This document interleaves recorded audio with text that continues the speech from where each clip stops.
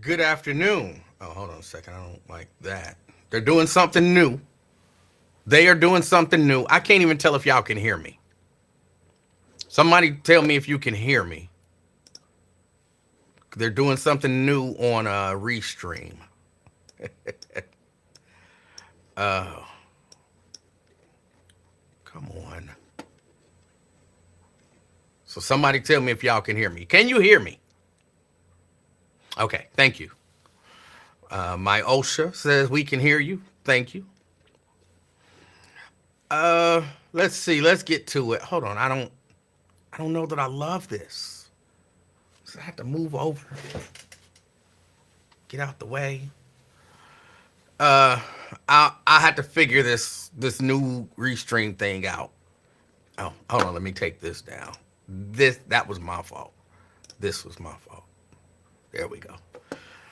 All right. How's everybody doing? I hope you're doing okay. I hope everything is going good with you. Hold on. I'm gonna have to do this. I didn't like that. I hope everything is going good with you. Everything is going good with me. Um, I've been busy this week. I think I'll probably be busy the rest of this week. We got a new project that we're working on at work, and this is the part of the project where, I do a lot of stuff, where my part ends up taking me longer than 3 o'clock. So I haven't been here, but I hope everything is going good. Um, as you can tell, I got off work, came here, run down here. They doing something different with the restream thing, and trying to figure that out has me a little discombobulated. So forgive me. But let's get to the best part of the show, and then we'll figure the rest of it out. Robert, good afternoon. Good afternoon. David, good afternoon, David. David in the house. Uh, Preston, good afternoon. Representing Avondale. We got DeWanda in the house. DeWanda, good afternoon. We got my OSHA in the house. Good afternoon, my OSHA. Uh, Tria is here. Good afternoon, Tria, representing Columbia Township. Good afternoon. Brent in the house. Good afternoon, representing Dallas, Texas. Nate in the house. He's representing Toledo. Good afternoon. Um, and I don't work for a white man. We got Maria. Maria in the house. Good afternoon. She's representing North College Hill. Let's see. Scott in the house representing West Walnut Hills. Terry in the house representing downtown. The Betting Public Sports Show or Fame in the house representing Finneytown. Good afternoon. Um, at 2 Nate. Oh, oh boy. Well, all the jokes. Y'all all got jokes. Okay. That's cool. Mary in the house. Good afternoon, representing White Oak. Jerica in the house. Good afternoon, Jerica. We got Darren. Good afternoon. He's representing Madisonville. Sean in the house. Good afternoon, Sean. Good afternoon. David in the house representing Hebron. Good afternoon. Pat in the house. Good afternoon. We got Ben. Ben's here as well, representing Northeast Pleasant Ridge. Good afternoon. Tanika in the house, representing Orlando, Florida. Good afternoon, Tanika. Oh, sorry, stretching a little bit, y'all. My back has been bothering me a little bit. Daryl in the house. Good afternoon, representing Forest Park. Let's see.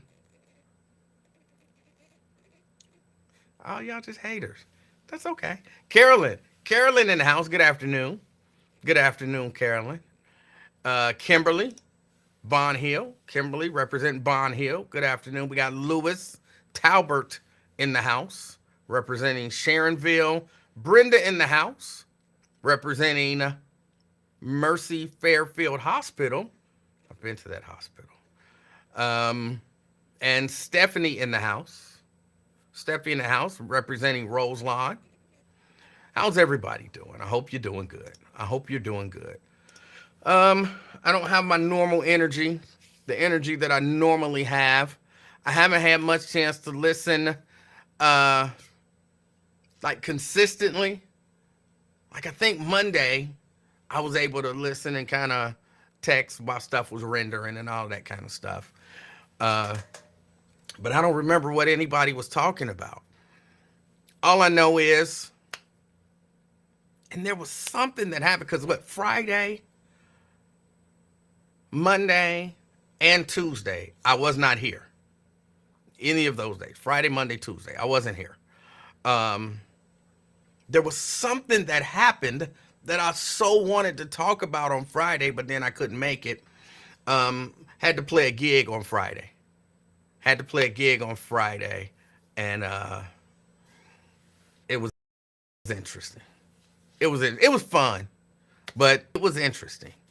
And so that's kind of why I couldn't make it on Friday, because I had to be there at a certain time to do some stuff. It's a whole ordeal.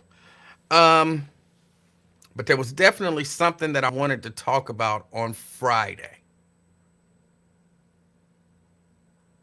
But I can't remember what it was. No, it wasn't the Kroger shooting. I don't know that there's much to say about the Kroger shooting. I don't know that I did talk about it. I think either way, I don't know. There's not much to say about it.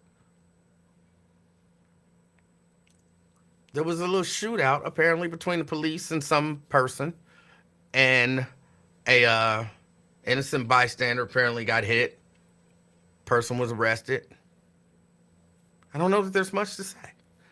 I saw some of the Kroger employees talking about Kroger Strong. I'm like, really? Kroger Strong? Hell, as far as I'm concerned, I'm a Kroger employee. I've used that self-checkout and I don't even get a discount. I don't get the employee discount. And it's not like, Kroger employees were like in some specific amount of danger as opposed to other citizens. So Kroger Strong? Really? Really? But no, Mayor, I appreciate the attempt. I appreciate the attempt to jog my memory. Where's the pride color backdrop? I don't know what that means. I don't know what that means.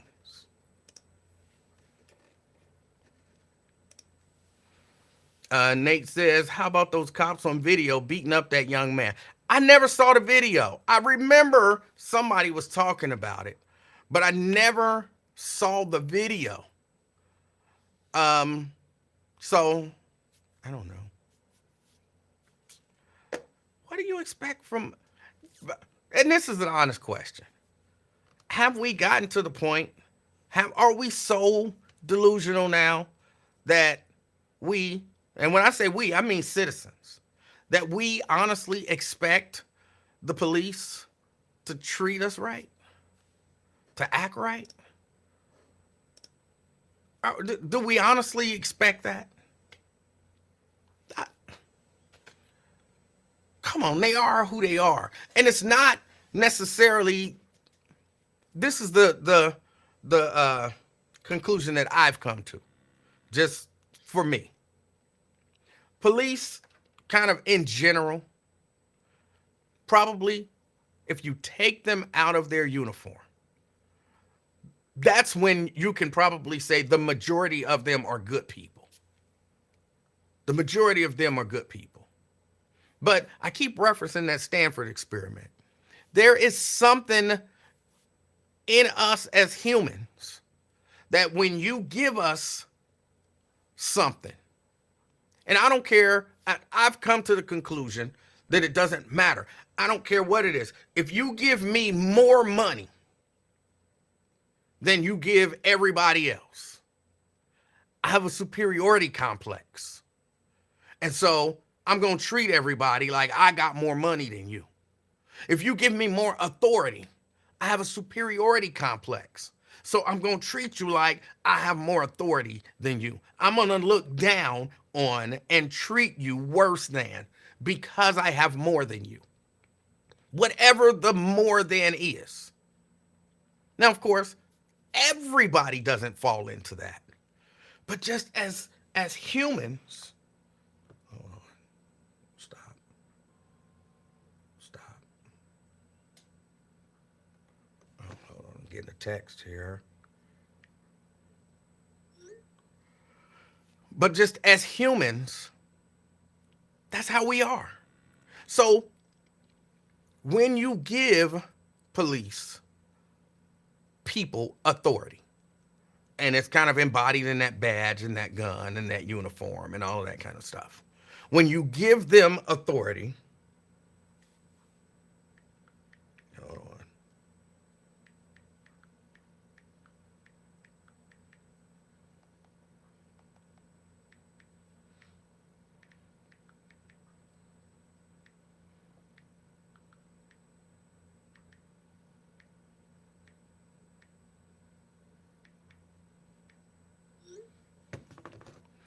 When you, all right, sorry about that.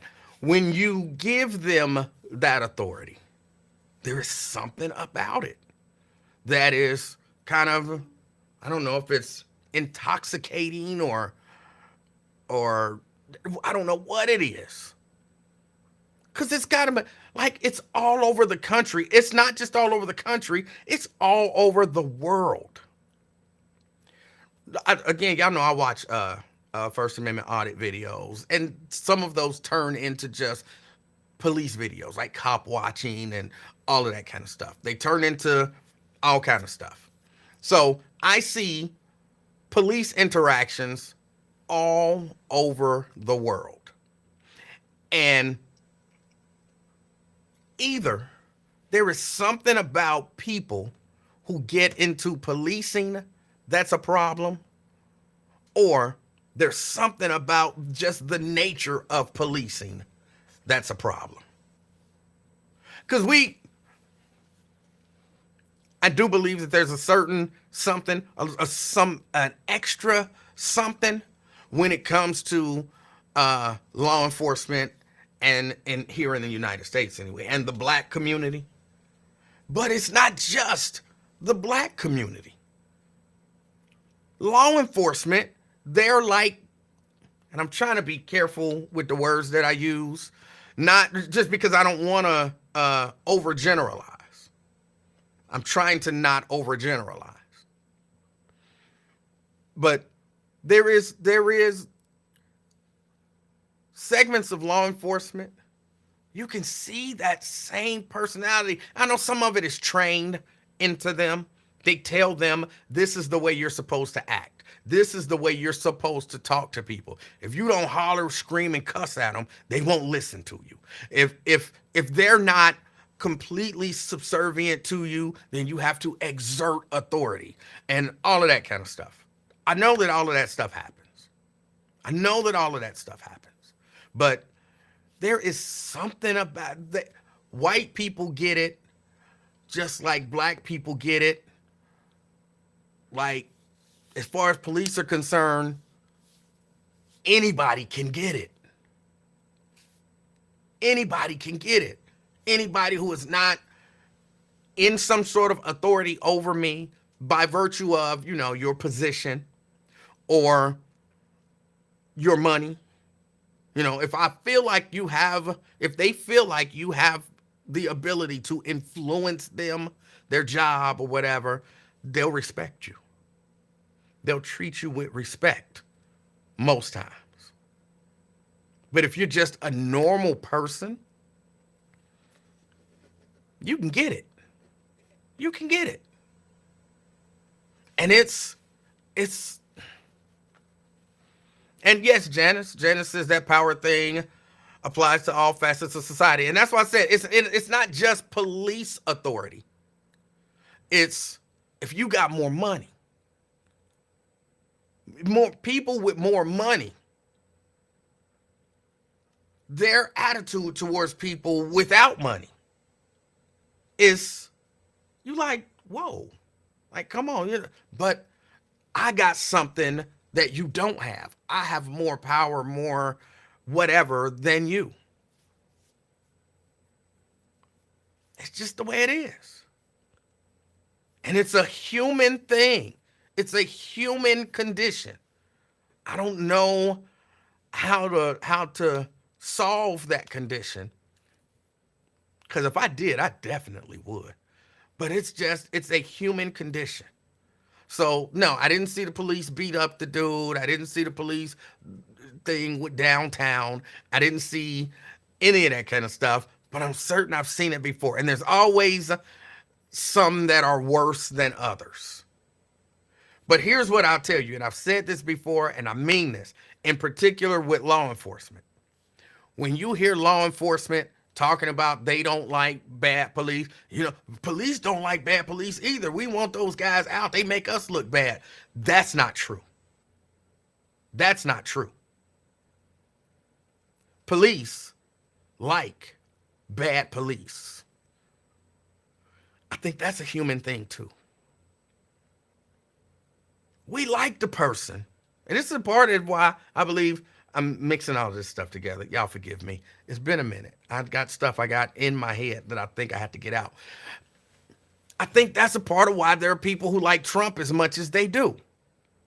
Sorry, Ron. People like the people kind of in the same position, but those, I'm going to say, risk takers. Those people who are willing to be more aggressive and do the stuff that they know they're not supposed to do, but know that they can get away with it, if that makes any sense. Like, yes, cops, you'll see, I guess I should say, I watch these videos. I've seen there be 10 cops around, and they're trying to de-escalate a situation and talk to a guy, right? Let's say it's a traffic stop. All the dude did was speed. He's in the car, but he don't want to get out the car. They don't really need him to get out the car for any real reason, but they want him to get out of the car. And there'll be 10 cops. Situation is kind of level. I mean, it's slightly elevated, but it's kind of level. And they're like, come on, man, get out the car. You're going to get in trouble, you know what I'm saying? Like, look, I don't have a problem. I'll explain to you what the law says on this. You have to get out of the car. We're going to have to remove you from the car. We don't want to remove you from the car. We're going to have to this. And there'll be 10 cops standing around explaining to him. And then that one cop comes up. I'm not explaining anything. Get out the effing car. I'll break this window. And he goes, break the window, get him out. And then they all do it. And they love that guy. They love that guy. They could be like, no, hold on. Let's just give him a fictitious name just for the sake of the conversation. Hold on, Orlando. Hold on. We don't have to do all of that. He's not a threat to us. We don't necessarily need to be a threat to him right now. There's no reason to escalate this. We don't have to escalate this. But they're not going to do that. They like Orlando. They like Orlando. They look forward to Orlando showing up. They don't want to sit here and negotiate with you. I mean, they will, because they're not just in their core evil people. They're a little hyped up on power and authority, but at their core, they're not just evil people. Okay, I'm sorry. We have to place you under arrest. We have to. Just put your hands behind your back. Hold on. Explain to me, what did I do wrong? Come, sir, if you would just put your hands behind your back, we can, we'll put you in the car. We'll take you, we'll process you, we'll let you go. I don't understand what I did wrong. Well, the law says this and this and this and this, but I don't think I did that. And they will try to explain over and over and over to you. But when Orlando show up and grab you and body slam you to the ground and put your arms behind your back and do it real tight so your shoulder is all messed up, and put them cuffs on you as tight as he can, and then do the other one as tight as he can, and then lift you up just by your arms, so that your shoulders and stuff get all messed up. They don't say, whoa, whoa, whoa, whoa, whoa, Orlando, that's too much. Because they wanted Orlando to show up. They wanted Orlando. So, well, we don't like the bad cops. We don't like, yes, they do. But it's not just cops. It's not just cops. Man, I have an issue with my neighbor or, you know what I'm saying? Whatever. I done been trying to talk to this dude. Yo, Peanut, come handle this. Peanut gonna show up, knock somebody out. We not gonna be like, no, Peanut, no, Peanut. Nah, that's what we call Peanut to do. We call Peanut to do that. And we get to be, hey, I didn't do it. I didn't do it.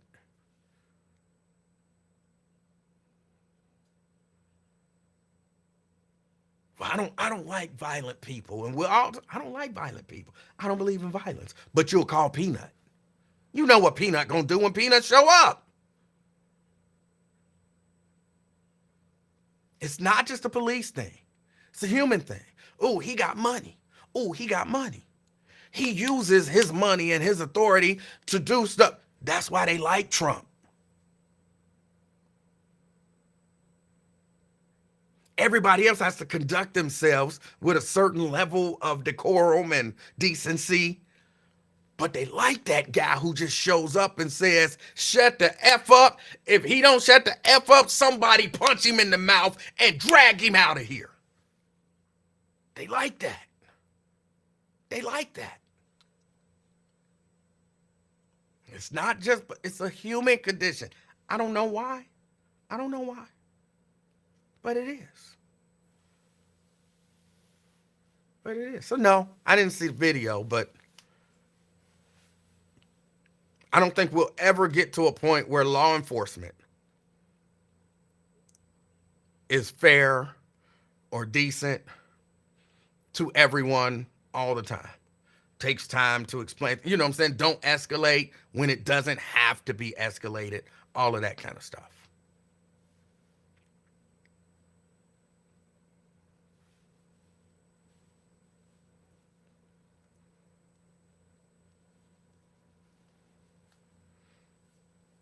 And I'm telling you, for real, I've talked to law enforcement. I've talked to law enforcement. And I've heard law enforcement, like legit law enforcement. Oh, you talking about Big O? Oh, I love Big O. When Big O show up, I love it when Big O show up. Legit, I've heard at least 3 officers, 2 males, 1 female, say the same thing. They know Big O. They know what Big O gonna do when he show up. And they love it when he shows up. So if y'all ever thinking, you know, oh, law enforcement, they're one of these days they're gonna come around and then no, it's not gonna happen. It's not gonna happen. All right, let me get this out of my mind because this is in my mind, but this I had to get out of my mind because I think this is sort of important. Randall Wyatt. If you don't know who Randall Wyatt is, he does a show called Wyatt Live. It's a good show. You should watch it. But there are some people who watch his show who send me messages, like in my messages, in Facebook and stuff like that. I want to be clear about this. I like Wyatt. I don't agree with everything that he says, but I like Wyatt. You're not going to get me to dog Wyatt out. I'm not going to do it. Again, I can just, and I'm saying this because it's been happening for whatever reason lately. There's been people, and I don't know if it's if people are doing it on Wyatt's side or not. But there's been people who've been sending me messages. I'm talking Facebook messages in my inbox trying to get me to be against Randall Wyatt. He said so-and-so, and you know he was talking about you. He said so-and-so, and you know he was talking about you. I don't know why I'm using that voice, because it's just messages, so I can't hear them. But in my mind, that's the voice that they use. I want to be clear about this. I want to be extra clear about this. I don't have no problem with Wyatt.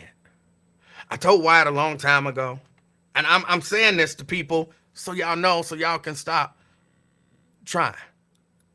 I told Wyatt this a long time ago, and I meant it, because this is who I am. For real, this is who I am. I thought you was not on Messenger. I'm not on Messenger, but I can still get messages on Facebook. I just have to go to Facebook on the computer and pull up my messages. I don't have the Messenger app. Come on, Jack. I thought you was sort of intelligent. I told Wyatt this. I mean this. This is how I am with him, with everybody. I got a problem with you. If Wyatt said something about me on his show and I had a problem with it, I would pick up my phone and I would call Wyatt and I would say, hey, let's rap a taste, bro. You said so-and-so. And I felt like you was directing that at me, man. Like, are we beefing? What's up? And chances are he would explain what he said. And if it was directed at me, he would say, yeah, it was directed at you. But I don't think we beefing. We just don't agree. And, I said what I said. And I'd be like, well, I was really offended by that. And he'd be like, well, I didn't say it to offend you, but I said it because it's how I feel and I think it's true. And we would discuss it like two grown-ups. Not somebody trying to agitate something. So just be clear, y'all. Just be clear. We're both adults, and y'all not gonna get us fighting. And this ain't even people trying to get like a internet beef started, because y'all know I'm all for that. And I think Wyatt knows I don't have no problem calling his name on air and saying whatever it is that I have to say. And I don't have no problem when he called my name on air and say whatever it is that he had to say. And we can go back and forth. And he know I call his show. I think he's scared to call my show. But he know I will call his show and we can go back and forth about whatever we don't agree on.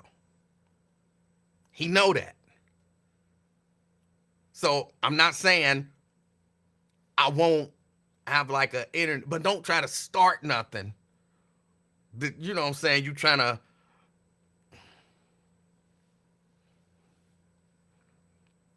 And you ain't even like my real friend. Like, come on. Come on. I'm supposed to be that. Like, even if I was the type to get in, why it says so-and-so, I know he's such a this and this and that, right? Even if I was that type, I wouldn't do it with you. I don't know you. I've never honestly physically met you. I don't trust you enough to be dirty behind somebody's back with you. You know what I'm saying? I don't trust you enough. Not that I would, but if I was going to, it would be with somebody that I actually know. Stop that, y'all. He a black man, I'm a black man. We can disagree. And, you know what I'm saying? I can challenge stuff that he say. I'm going to challenge stuff that he says. I'm going to challenge stuff that Lincoln says. I'm going to challenge stuff that you say. But that don't mean we enemies. Stop trying to create more dissension. And especially where it don't exist at all. Stop it. I think that's about it. That's all I had to say about that. but I see it. I was about to say I could show y'all messages, but I'm not gonna do that because then that would elevate it. But it's not gonna happen. Stop trying to force it to happen.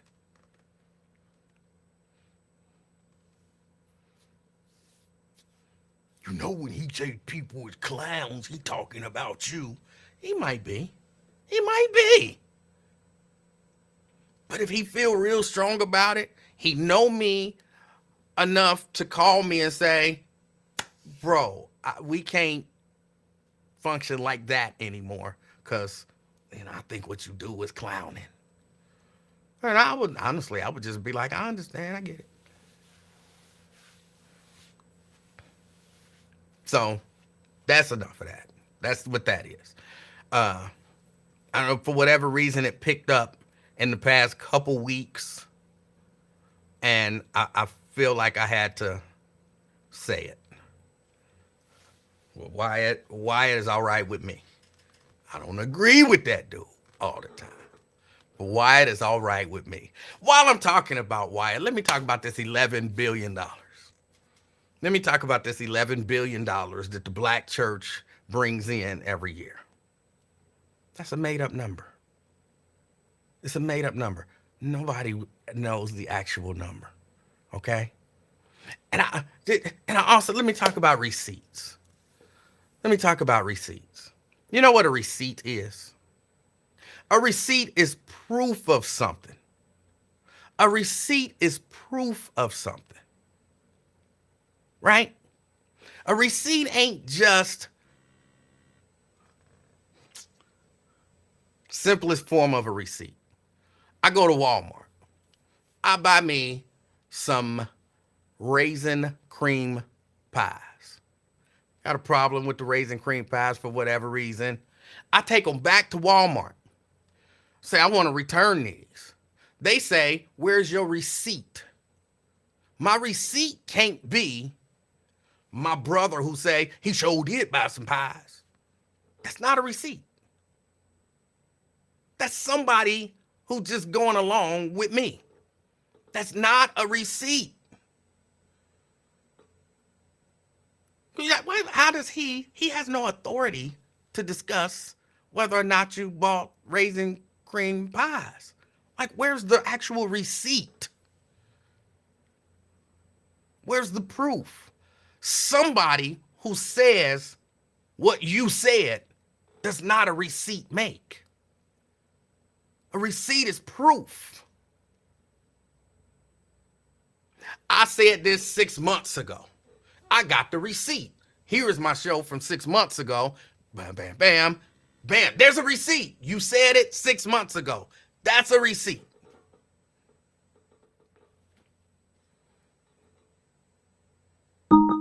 I think Trump is gonna win the election. I got a receipt. Some other dude saying, I think Trump is gonna win the election. That's not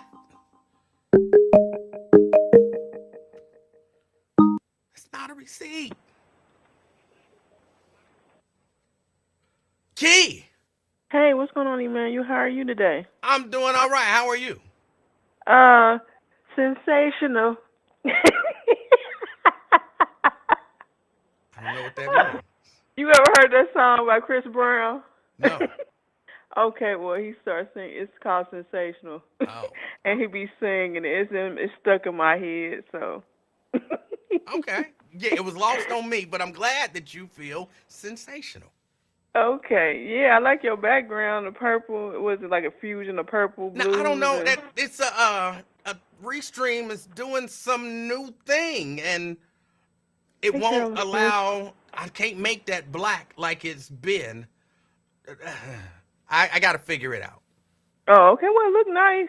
All right. Look nice. Hey, my Ocean, they wouldn't let you return those raisin cream pies because you took the raisins out and tried to return them back. That's why they ain't. That's why they ain't take them. No, in my example, I didn't even Hey, Anthony open them Proctor. yet. I'm just trying to return them, and I'm telling them I got a receipt. And when they ask me where's the receipt, little baby say he bought them here. That they not using that as a receipt. Show me some actual proof. Nah, they ain't take them back because they say, man, don't nobody eat these. Say you done had these at home somewhere in the attic. I went to Walmart because I can't find the raisin cream pies anywhere else. Kroger don't stock them anymore. They don't have them at Meijer, but Walmart was still stocking them. And when I stopped in, Hey technically Trill. last night Hey on my way Preston. home from work, they was all sold out. So somebody eating them. They probably throwing them to the I don't know. But that's how it be sometimes when you know you like something and you be buying it and then all of a sudden they just stop selling it for no reason. You Yes. be like, wait a minute, what happened? Let me tell Cause you, Key, I am still upset about, was it Hostess that sold that banana cream pie or whatever it was? I am oh, still, okay. that was years ago. It was Yeah. absolutely delicious. And they Hey Valley. stopped selling it, and I'm still upset about that. I can't believe I know, look, getting on the snacks now I'm on your bandwagon. I don't know if you remember Quaker Oak used to have a soft honey nut cookie. You know, like the honey nut I bread. do remember that. Yeah, You remember the honey nut I cookie? do. They stopped selling them. I Yeah. can't find them, and they was good and soft. I was I like, didn't oh love them, man, but I remember that they were tolerable to me. I'm not a big oat guy. 'cause you put But raisins they and were stuff. tolerable to me. But so I do remember that. Hey Scott, 'cause you put raisins in them and then take them out. What? That's why. And then what else? There was one more. I don't like oatmeal cream pies, but Little Debbie's came out with they had peanut butter and jelly in the middle of an oatmeal cream pie, and those were good. And they stopped selling them and then started making just plain old peanut butter ones. Well, that sounds terrible to me. But okay. But no, it was good. It was good. It was peanut butter and jelly, and then the oatmeal pie. It wasn't the cream in there too. Just peanut butter and jelly, and then the oatmeal cookie. Yeah, that don't sound good. Well, raisins don't sound good in That's why I the take Little the raisins Debbie, off. and then take them off. You still got raisin juice on there. Hey, Tonika. So that don't count. You still got raisin juice in there. But yeah, man, I was just calling to say hey, 'cause you went on for a few days. I'm like, where man you at now? You can't make the excuse you had to go get the grandbaby, or did you leave and go get her and forget she wasn't here? No, grandbaby. I know. I've been working. I've had to. We're working on a project. I think the project will be done at the end of this week, but I'm not 100% sure. I hope it's done by the end of this week. Oh, okay. Alrighty, well, yeah, I ain't wanna, like I said, just call and say, hey, support, mess with the chat a little bit, make them laugh real quick, and mess with you, the usual. All right, Key. Alrighty, I man, appreciate your call. all right, you enjoy the rest of your day. You got any plans this weekend? No, but something always comes up. Exactly. Alrighty, well, you take care. I'll talk to you later. All right. And I still want my shirt, my Adidas. What do I call it? The Air Adidas Jordan. Adidas. Yeah. We'll have to discuss that. Yeah, we'll discuss that. We'll discuss that offline. Yes. All right, Alrighty, Key. man. You have a good one. All right, you too. All right. All right. But yeah. I I keep telling y'all my biggest thing though is I want us, not again, when I say us, I mean all of us, to just start. I think the art of thinking is getting lost. Now we just believe stuff because somebody said it. We just believe stuff. I was on a chat room. Chat room. Those don't exist anymore. I was watching a thing online, and I was in the chat, and somebody said Donald Trump can't vote now that he's a convicted felon in Florida. It wasn't a question. It was a statement. And then everybody in the chat just accepted without questioning whether or not it was true. Can he vote? Now, I remember when he got convicted, I had the same question. Like, wait a minute, he live in Florida. Does that mean he can't vote now that he's a convicted felon? And because I had the question, I kind of looked it up. Found out that, yes, he can vote because of the way Florida's law is set up. The simple thing, the simplified for me anyway, is they they honor the state where the conviction took place. So in New York, convicted felons can still vote. So because he was convicted in New York, even though he lives in Florida, Florida honors New York's rule on convicted felons. Let's say it was Delaware. I'm going to say Delaware. I don't know if this is the case. I'm just using that as an example. And say in Delaware, if you're a convicted felon, you can't vote. So then someone who got convicted of a felony in Delaware lives in Florida, they won't be able to vote because they honor that rule, right? So instead of looking it up, everybody just accepted what was said as a fact and started a conversation in the chat started about how he's not going to be able to vote for himself in the presidential election. And me, being me, I say, well, that's not true. He will be able to vote. And next thing you know, I'm all kind of, negative this and don't know nothing that and always trying to be controversial this and always. And I'm like, but it was what the person said wasn't true. What the person said wasn't true. And y'all mad at me. And this was not in Lincoln Ware's chat. It kind of happened, but not to that extent. This was not in Lincoln Ware's chat. And I'm like, y'all all mad at me because I went against what y'all believe, but y'all only believe it because somebody said it. I believe a good, healthy dose of skepticism has to exist. That's actually a part of what we used to look to the media to handle. The way the media, in my mind, the way the media is supposed to work, in particular when you go talking about politics, but really about everything. The way the media is supposed to work, the mayor is supposed to come on, and the mayor is supposed to say, I don't know,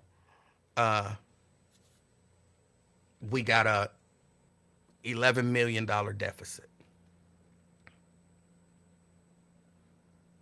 And people are then supposed to question him about that. He's not supposed to just be able to come on and say it and say, oh, but we gonna fix it. And everybody be like, okay, well, he said he got a deficit and it's gonna be fixed. So let's move on. No, how did we get an $11 million deficit? And how are we gonna fix it? Are you certain that that's gonna work? Is there waste anywhere else? Is it, you know what I'm saying? That is supposed to be the way things are supposed to go in the media.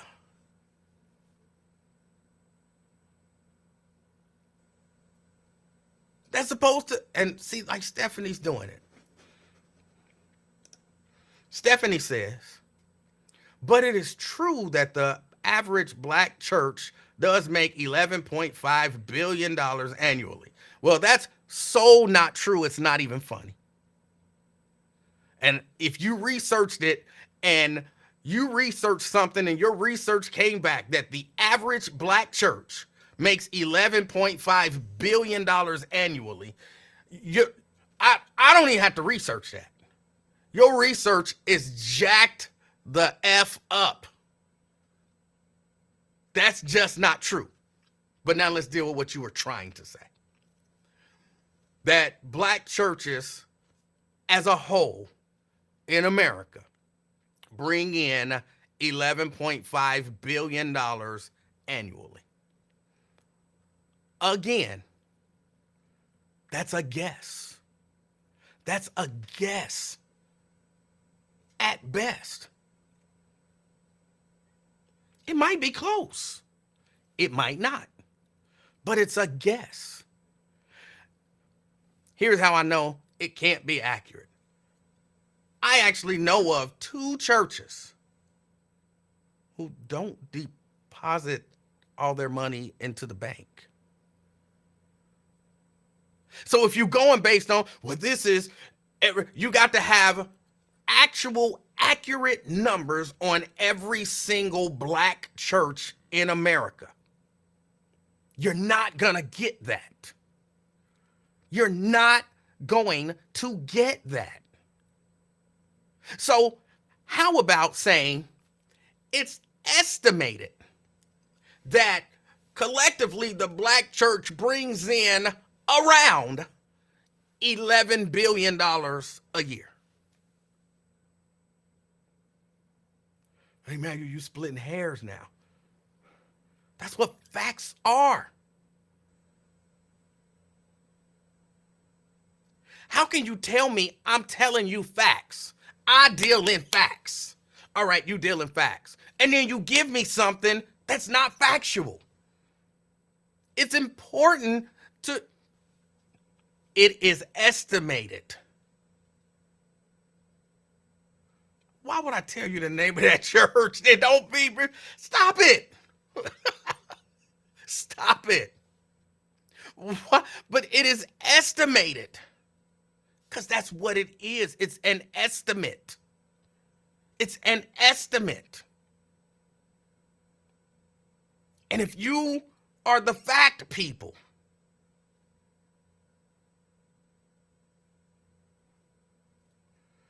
Stephanie says that she said the average black church, not all black churches. Stephanie, see, this is the stuff that I'm talking about. This is the stuff that I'm talking about. All you have to do, a little bit of thinking here, will solve this problem. It's like when we were talking about whether or not you would be able to fly. And y'all was saying, if you don't get the new driver's license, you ain't gonna be able to fly. Ain't nobody gonna be able to fly who don't get the new driver's license, right? But what about your passport? Well, I wasn't thinking about a passport. Right, you wasn't thinking. I think the same thing is happening here. Somehow thinking has turned into something bad, something negative. Wanting accurate information is bad and it's negative.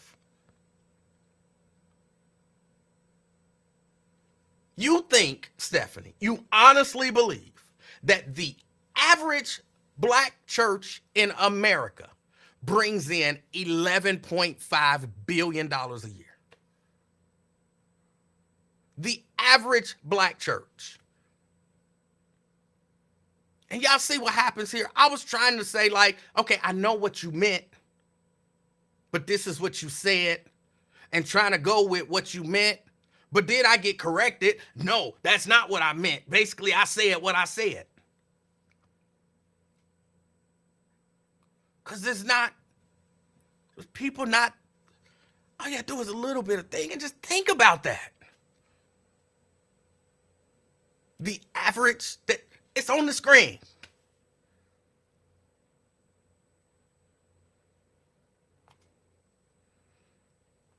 Most churches, I won't say most because I don't know. But there are churches out there that have problems paying their electric bill. If they was bringing in $11.5 billion a year, the electric bill probably wouldn't be a big deal. A lot of churches is out here worrying about keeping the lights on.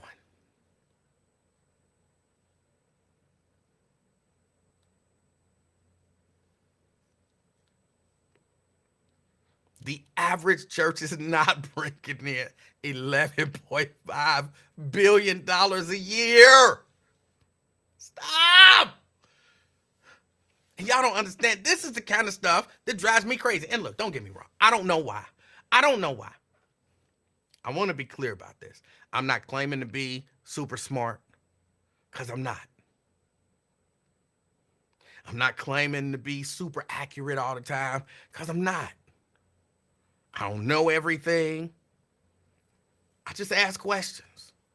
I think I ask the questions that we should all ask.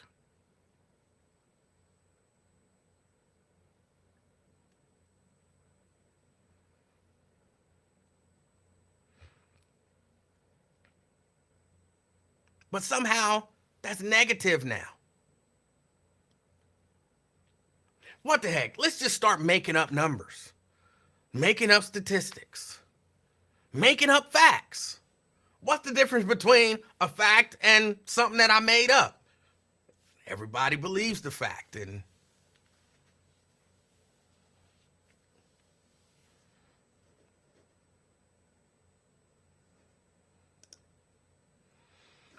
well, this is why we communicate, E. We all can make mistakes, but the way you came at me with my research being jacked the F up, that was rather disrespectful. We had to treat each other better when communicating.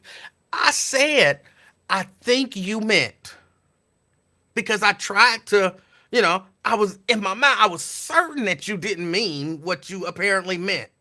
That the average black church brings in $11.5 billion. So I said, that's not true. And if your research told you that, then yeah, your research is jacked up.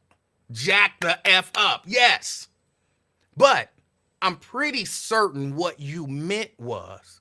And then you came back to correct me and say, no, that's not what you meant. But you meant what you said. I was given room for we all make mistakes.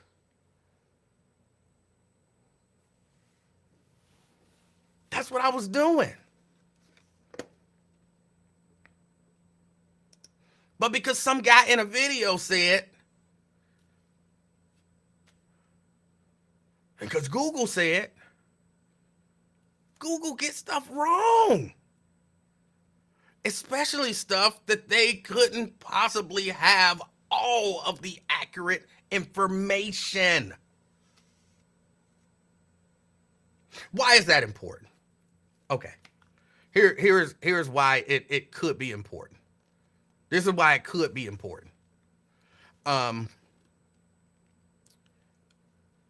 have a little local business, and I tell you, I have $11,000 to spend. I don't know, on marketing. Or, really just for the whole business to run for, this quarter, I have $11,000 to spend. Got to buy all my supplies, all my materials, do all my marketing, pay all my employees. I have $11,000 to spend this quarter.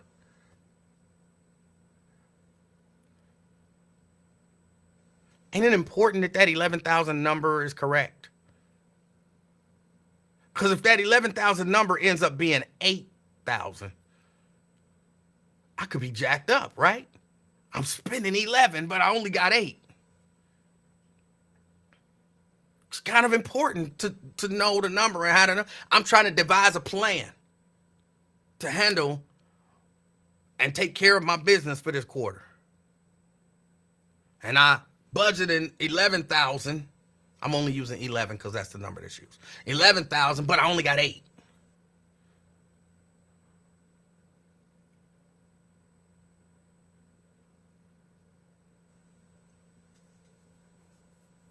And I give you that as a hard number. It's a fact. This is how much money I got. It's a fact. I don't really have that much money, though. I didn't say I estimated. I think I stated something as a fact. That could mess everything up.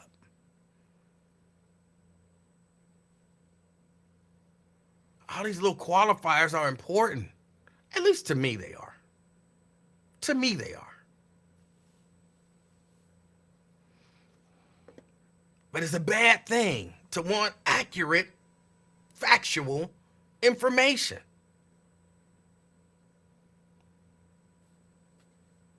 I don't know when it became negative. And that's what I want us as humans to stop just accepting everything that we see and hear as a fact.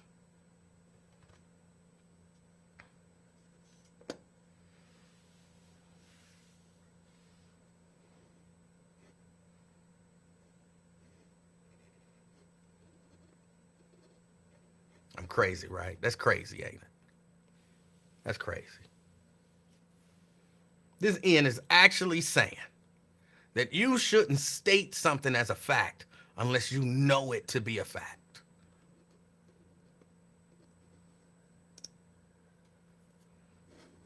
The bank records would clear this right up. Mega churches do numbers, meaning they bring in a lot of money. We're not talking small, struggling churches, but I'd like to know the real numbers.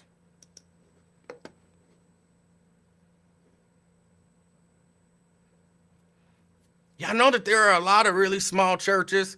It's not necessarily the most responsible thing, but they don't even have a bank account. So even the bank records wouldn't necessarily clear it up because all the information is not out there to gather.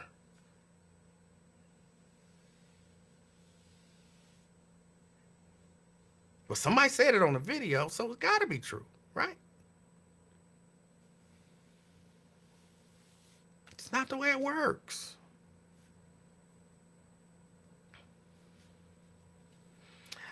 What else is going on? What else is going on? Oh, there was something else that I wanted to talk about. Oh, I can't think of what it is.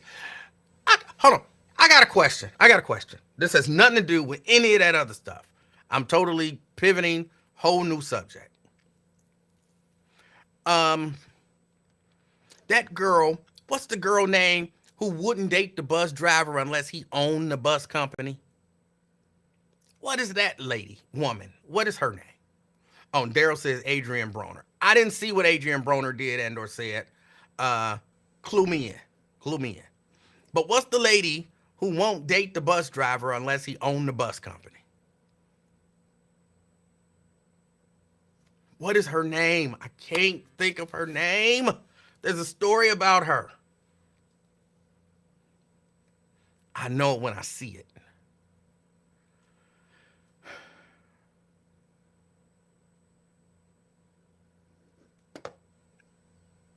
Williams. Is it Ebony? Is it Ebony Williams? Is that her name? Ebony Williams, thank you. She's pregnant, y'all. This ain't new. It's new to me because I don't follow her. Because I think she has a right to her standard, but I think it's a ridiculous, dismissive standard. But she's got a right to it. But she's pregnant now, like 8 months pregnant through in vitro fertilization. And I want to know, in your opinion, am I wrong for kind of judging her? Because to me, when you say stuff like, when you eliminate a whole, like gigantic swath of people, but you still in your mind, you want a relationship, you want a family, you want all of that kind of stuff.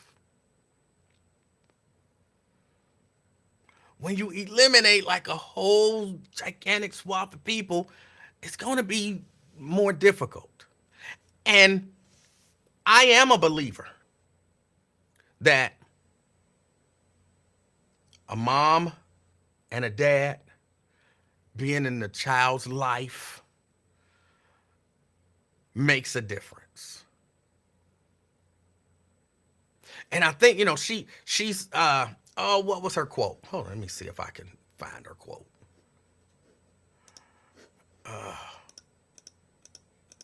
Hold on, where did I see that story?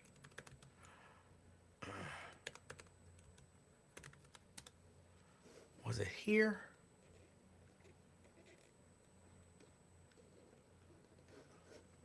I don't think it was there. Yeah, here. Oh no, hold on.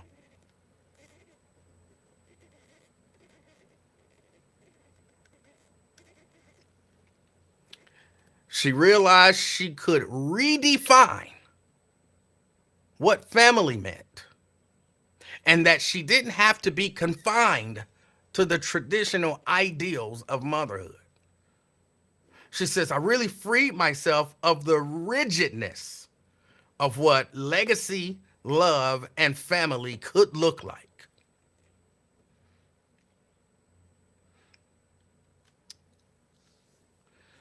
I want to know, is that bad for the family? Is that bad for the family structure? If we just have decided we can just redefine what that looks like. Because I'm of the belief that we should be trying to get back to what the traditional family is: mom, dad, children. And not move further and further away to defining it as anything else. And then that makes it okay.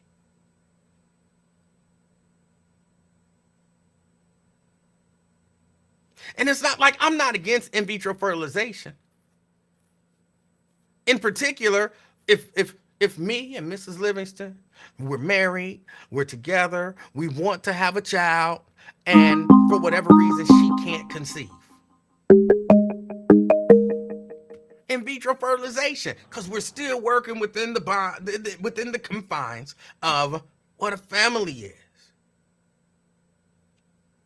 B-Rap, Emanuel Livingston, how you doing, big brother? I'm doing good. Okay. Now, with everything that's going on, I'm speaking on the topic of the family structure, right? All right. You are a friend of the LGBTQ community, right? Am I? I'm asking you, are you? I'm a friend of the LGBT community. I'm not I don't think I'm an gay. enemy of the LGBT community, but I don't know that I'm a friend. I'm I'm I'm just a guy who I mean, it's not just amen. You old school. I know it's not homophobic to be like, okay, I support the LGBTQ community or whatever, I or support whatever they people. do. Right. With that being said, you with your own words, the traditional family is a mom, dad, and children, right? Yes. So would that make you opposed? And I'm just asking. Okay. I'm not. This is me asking, I'll right? answer. I'm not. You know what I'm Uh-huh. saying? This is because I'm confused on this because this is a pretty interesting subject you're talking about at the moment. Because with the lady Tasha K having a child, and she did some bus drivers, which I do personally. But okay, would you be opposed to two moms and a kid? Okay, when you say opposed to, I'll answer it this way. Okay. I'm not necessarily that's not ideal. And Okay. and to be honest, I don't know that that's necessarily good. I Okay. think it's Yeah. All better right. than nothing, but I don't think it's good. Right. Okay. That's what made me ask that first question. If you support, because by that logic, then that community would be upset with you if you were like on a national, radio broadcast or whatever, saying those type of things. I'm not caping for that community. I'm just stating on how that could look. Do you understand where I'm coming from? I do, and that community, uh, my sources tell me that community doesn't like a lot of things that I say when it with regards to traditional values and all of that kind of stuff, and I'm cool with that. Right. But That's cool. You can. I'm sorry, man. Go ahead. no, but I had to say what I believe. Now, again, I'm not saying Right. what I believe is 100% right, set it in stone, and if you against me, you going to hell and all that nonsense. But this Right. is how Right. I Right. feel and what I believe. Got you. Well, I mean, it's good what you're saying, ideal wise, but as far as like reality, that'll never happen. They're going back to the traditional family, and things is more ratchet now than ever. We used to have balance back in the 70s, 80s, and even 90s to the early 2000s, but it's no more balance anymore. So it's going to be like men having multiple kids with multiple different women. Women are always going to be single moms, black or white. It's not just delegated to the black community. It's on both sides of the spectrum. It would be nice to see the traditional family, but I don't think it could ever go back or ever be like that. Like, you know what I'm saying? And It, look, I understand that to some degree, but here it's just like willful. Like in my opinion, her selfishness is what created the situation where then she had to do away with what she's calling the rigidness of, but she had to do away with what I'm calling common sense because she's so selfish that and I'm going to say even judgmental, although I'm being judgmental at the time, at this very moment. But she's so selfish and judgmental that she can't see past somebody's employment. So she bends and twists her views and values to fit with that selfish, judgmental part of her. So that's yeah, no, to me I that's agree. different.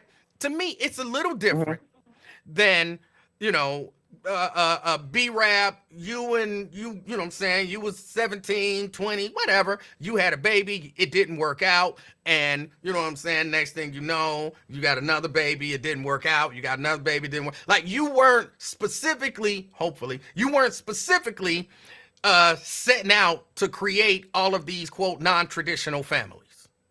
No, sometimes it's specifically done because when two people lay down and they know what's going to be the outcome of that situation, then 9 times out of 10, a lot of people who lay down with each other ain't subconscious enough to know that they're not going to have a baby if push comes to shove. Like, so I can't even give people that pass of what you just said. Well, again, I think there's a difference between, and I'm not saying it's a major difference, but there's a difference between being irresponsible and willfully doing it. Right, and that's blurred. Like being irresponsible and willfully doing, that's a blurred line between them two. Now her situation, well, how old is she? She's like 48 or something, right? Uh, I don't remember how old she is. She's an older lady. I know she's in her mid to late 40s. Okay, I'll, for the sake of argument, we'll accept that. We'll accept that. Okay. And her being that age and her trying to find the guy between the mid to late 40s that's making 250,000 or better, which that what she wants, is slim to none of her finding a husband or a father who's going to. Sorry about that. That's my neighbor yelling at me. I'm on the phone, Mr. Mike, and who's going to find a husband and or a boyfriend who's going to meet her needs to have a child at that age. You get what I'm saying? So she has to do what she has to do. Now, is that being selfish? Probably not, because people want Yes, kids. You think so? 100%. I don't think it's selfish. I'm not caping for it. I You just are. don't agree with you that that's selfish. How is it not selfish? Who's she thinking about right now? Thinking about her legacy. About Thinking about her. That's what she's thinking about. Her. That's it. That's selfish. She's the but only one but that she's thinking about. but E-Man, she don't have any other significant other person to think about. And that's because Like she's selfish and judgmental. I agree with that. I totally agree with that. So her But since selfishness has created a situation where she has to be selfish in order to have a child, and she don't care how it may or may not affect this child that will be born. I agree with you on that as well. But just because she was selfish through the prime years of her life doesn't mean that she shouldn't have to produce a child. Now, the way she's going about it, that's probably her only option because, like I just said, it's no man that's between the ages of 45 and 55 that makes $250,000 a year or better checking for a woman that's 45 or 55 that makes less than $200,000 a year. That's not happening. Now, just Me so and you you, know, according to this, She's 40 years old. I kind of looked her up, and according to this, she's 40. Okay. All right. Well, let's just go 40. And I don't think Even. I don't think Mhm. B-Rap that she would have a problem, or that she should have a problem finding a man who can love her and treat her with respect, who makes a decent living, who, would want to be with her. No, she wouldn't have a problem finding a man that who wants to be with her. But it's her. I'm gonna go back to your agreement on that. Her selfishness that won't allow her to have a guy that makes between 85 and $130,000 after taxes to be with her. To her, that's low quality. So she is selfish on that regard. Yes, She's but just selfish in because every regard. uh yeah, yes, she is. But just because she's selfish, I'm just saying that doesn't mean that she shouldn't produce or try to leave a legacy. Now, everything else I agree with, but it's a lot of people that's out here selfish that still wants to leave a legacy. Like, it's just what it is. Like, I don't look at everything as just sparrow down the drain. I try to look at things from different aspects. Like, you know what I'm saying? Yeah, yeah. So that was B-Rap, that, I'm man. gonna just say, according to the story anyway, she's having a girl, and there's a huge part of me that hoped that girl grow up to be a bus driver. That's hilarious. She's having a girl, and it's a huge part of me that she's going to groom that girl to try to get a rich man, and her life is going to be in shambles. So if she has a cute little girl, then she better try to groom her to like cheerleading. That way she could be around some athletes, or she better groom her to be self-sufficient, to make her own money, regardless if she wanted her daughter to be a millionaire plus. So it's a lot of ways that she's going to try to raise this girl up to not mess with a bus driver or a police officer or a fireman. Quality, great jobs with great benefits and access. You know what I'm saying?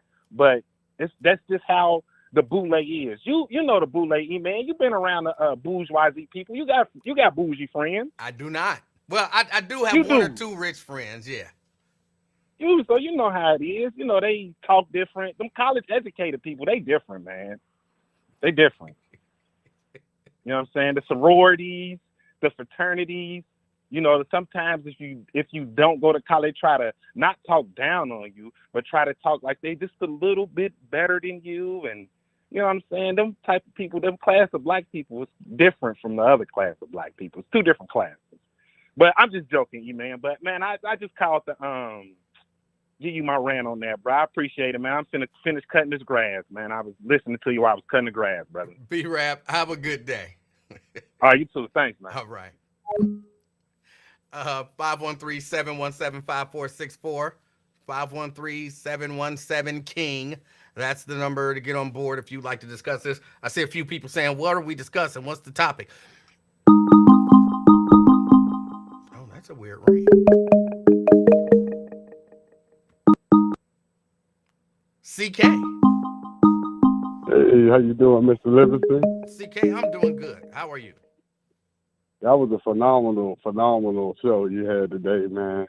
You were talking about Officer Orlando Brown. I wasn't talking about him.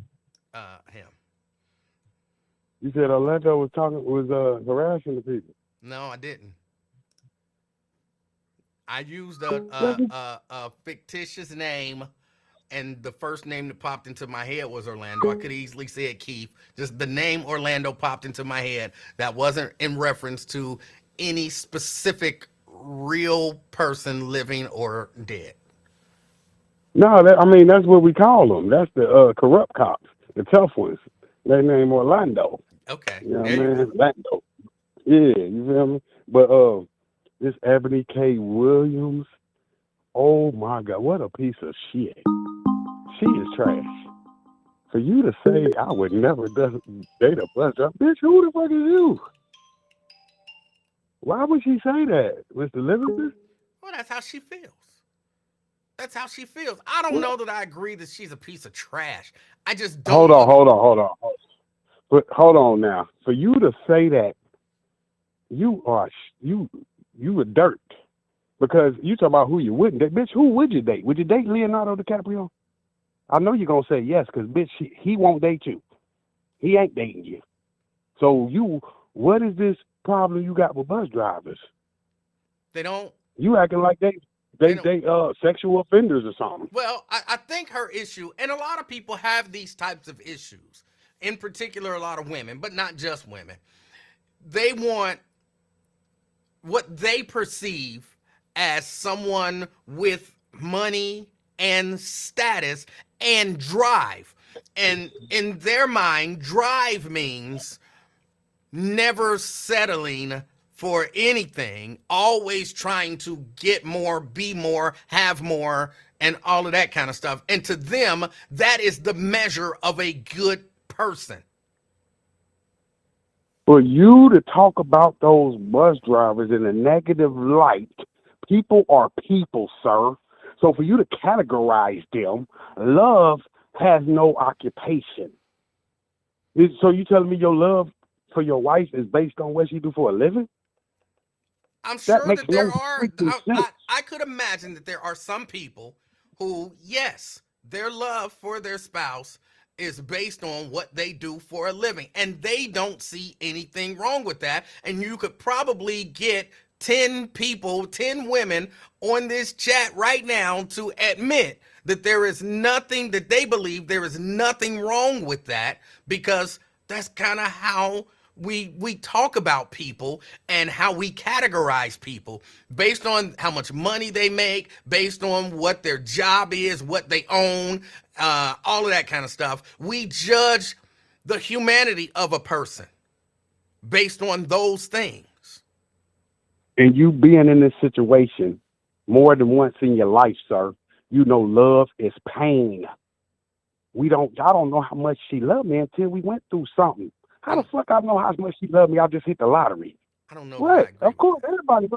Hold on. Love is pain. No. We got to go through something. Hold on now. All right? Joe Burrow meet a chick today. Okay. He don't know what she her what her where she coming from. But if he met her in junior high, she was there before all the glitz and glamour. She seen who it really is, huh? You, the girl that was there in the penitentiary when you ain't had nothing, sending money on your books, huh? Then you get out. You did your 12 years. She still there for y'all get married. Y'all live happily. Y'all got money. But yes, I wasn't nothing when she brought me up. That's what the love is. The love is the pain. Again, I So, understand. I understand why you would say that, but I don't necessarily agree that that's what it takes. So what about a couple who gets together, they live a nice, happy life, and they don't really come up on no hard times? So then can't neither one of them mhm. know that the other one loved the other because they haven't been through pain? You human, ain't you? You gonna go. This love. This is a part of life. You gonna go through ups and downs. That's why they say for better or for worse. Well, You hold on. meeting me. Wait, You might. let me Mhm, clarify something. I wholeheartedly reject that argument. All right? I know okay. people honestly believe that that a marriage has to, have these terrible rocky spots, but I don't think that that's necessarily true.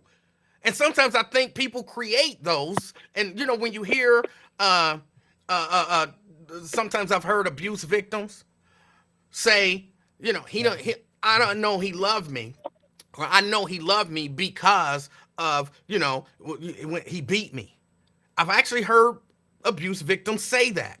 Somewhere, maybe they've been taught that that's what love is. But CK, I'm telling you, two people can be married, be together, Yes. in a relationship for decades and not go through all these horrible times that people talk about.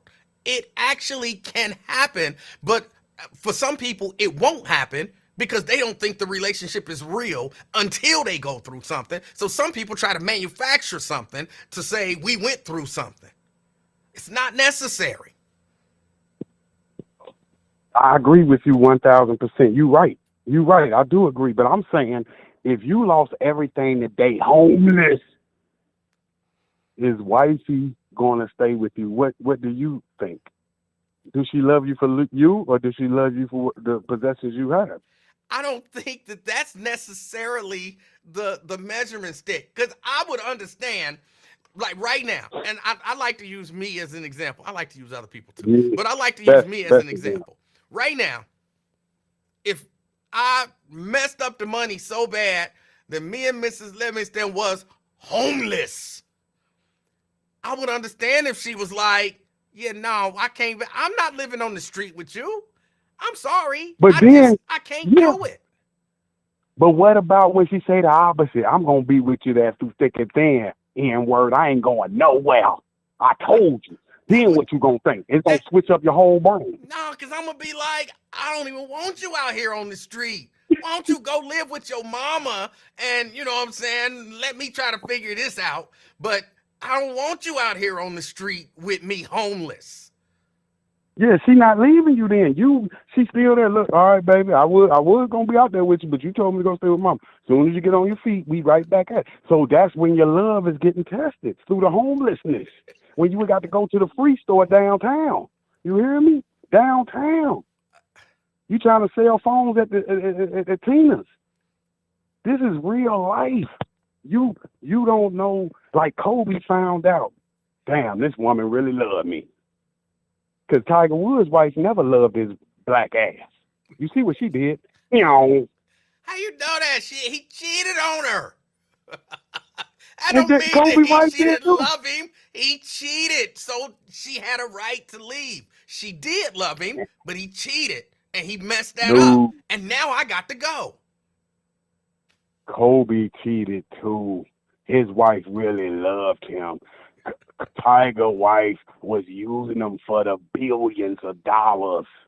She was looking for a she just was looking for a oh, I got him. You know, Kobe Bryant's wife say, oh no, forget the money.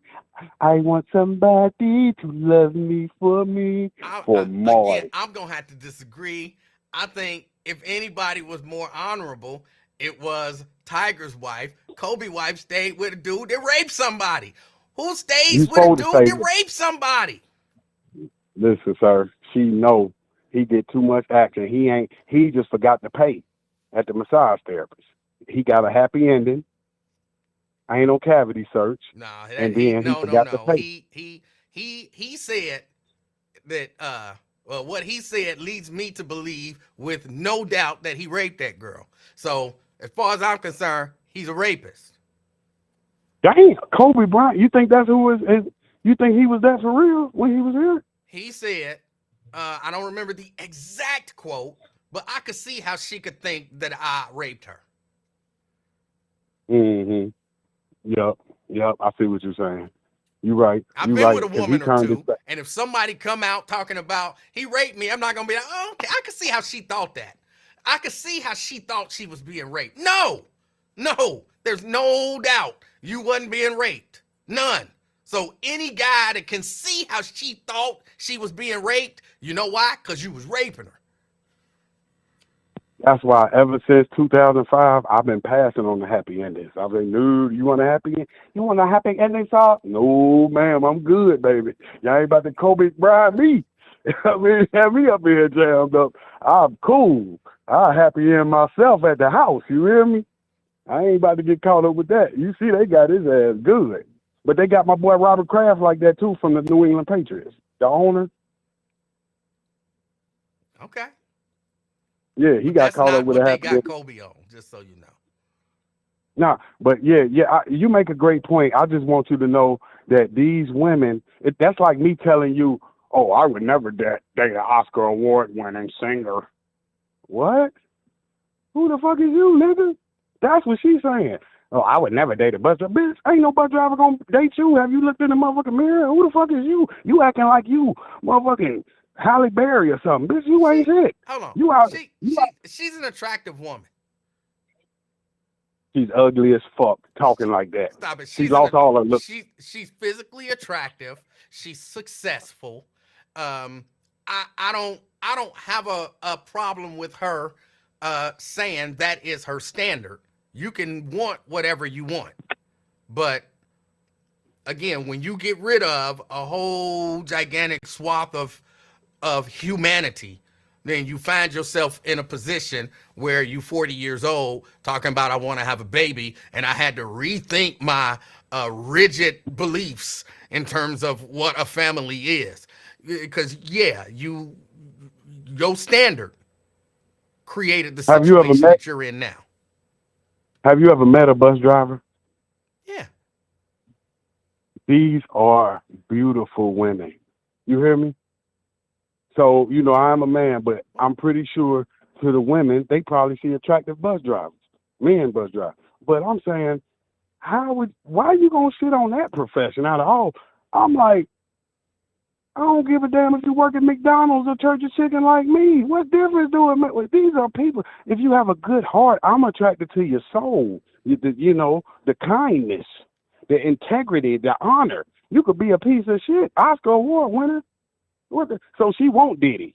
See, that's how you know she a piece of shit. Cause look, she just said I wouldn't date a bus driver, but I bet you'll date the CEO of Bad Boy. Why you would date him? Cause you a piece of shit. You marrying for money. That's what pieces of shit do. Yeah. All right. Now look what Now you see what Cassie got. Look what Cassie got. P Diddy, CEO, right? She wouldn't date a bus driver, huh? Now look what you got. So hold on. No, I'm saying. Okay, you saying bus driver's too low. So let's go to the top of the Harvey Weinstein. He makes movies for a living. You want to marry a rapist? Oh, let's go to Kobe. He plays basketball. He makes millions of dollars. So bitch, what? So how aren't you a piece of shit? So you would trade your integrity to marry a high, powerful piece of demon, demonic. Come on now. These people are wicked. You seen what Diddy did to that girl? This who Ebony K. Williams would date. But she gonna shit all on the God-fearing bus driver. All right, CK. Yes, sir. Praise the Lord. Have a good Praise day. the Lord. All right. Yes. That was CK. Hold on. Stephanie in her feelings. I want to help you, Stephanie. Don't be in your feelings. Because being in your feelings, you saying stuff that's just not reasonable to try to prove your point. And it's not working. How do you know Kobe raped somebody? Where are your facts, or should I say receipts? First, I didn't say I know. I clearly said I believe. In my opinion, I feel like, I think. I didn't say it's a fact that Kobe raped somebody. I said this is what I think, and this is the evidence that led me to believe what I believe. So, come on, stop it. Get out your feelings about facts and what's not. I typically am pretty clear about what I'm stating as a fact and what I state in terms of what I believe. I didn't state it as a fact. Don't be mad because you thought that the average church, the average black church in America bring in $11.5 billion. Don't be mad at me. I still got love for you. I still got love for you. Don't be mad. Blade. Hey, buddy. How's it going? Blade, it's going all right. How's it going with you? It's going fine, buddy. Hey, man, you talking about a good subject. It's good, man. Whoever speaking of misquotes about how much the church brought in, if the church brought in that much money, we'll be running the country. So you hope. Or we can have our own country for that. So that's wild. But it's a new world. People think the way they want to think and make up facts, like you said. Hey, man, in order for us to survive, the black community, only thing that's gonna save us is family. So I know you was talking to the young fella. He was caping. I mean, he almost damn near brought his own, made his own cape. But we cannot go against what we didn't invent. God made that divine order. So how did that human beings that they can break it? And who would want your girl? You out of order. You getting somebody else seed to have a baby, and then you're gonna demand a new dude certain amount of money to come into your almost already made family. Who would want her? Well, but just to be fair, when she was saying all of that stuff, she didn't have she wasn't pregnant. So I think at least in my mind, the pregnancy is a result of her setting her standards so high that she couldn't find the person that could meet it. Well, like I said, when people think the way they think, she's gonna be like a half of them out there that think like her. She's not the first one, and they all. I mean, ain't trying to be funny. Most of them that think like that end up being by themselves because she's gonna teach her child to be so selfish. Her child gonna go on with her life and get on with her life, and she's still gonna be by herself.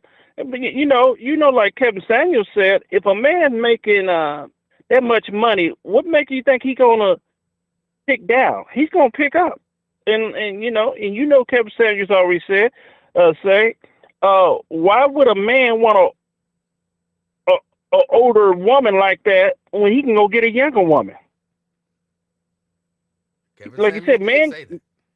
men got choices. So why would a man want a woman that want his money?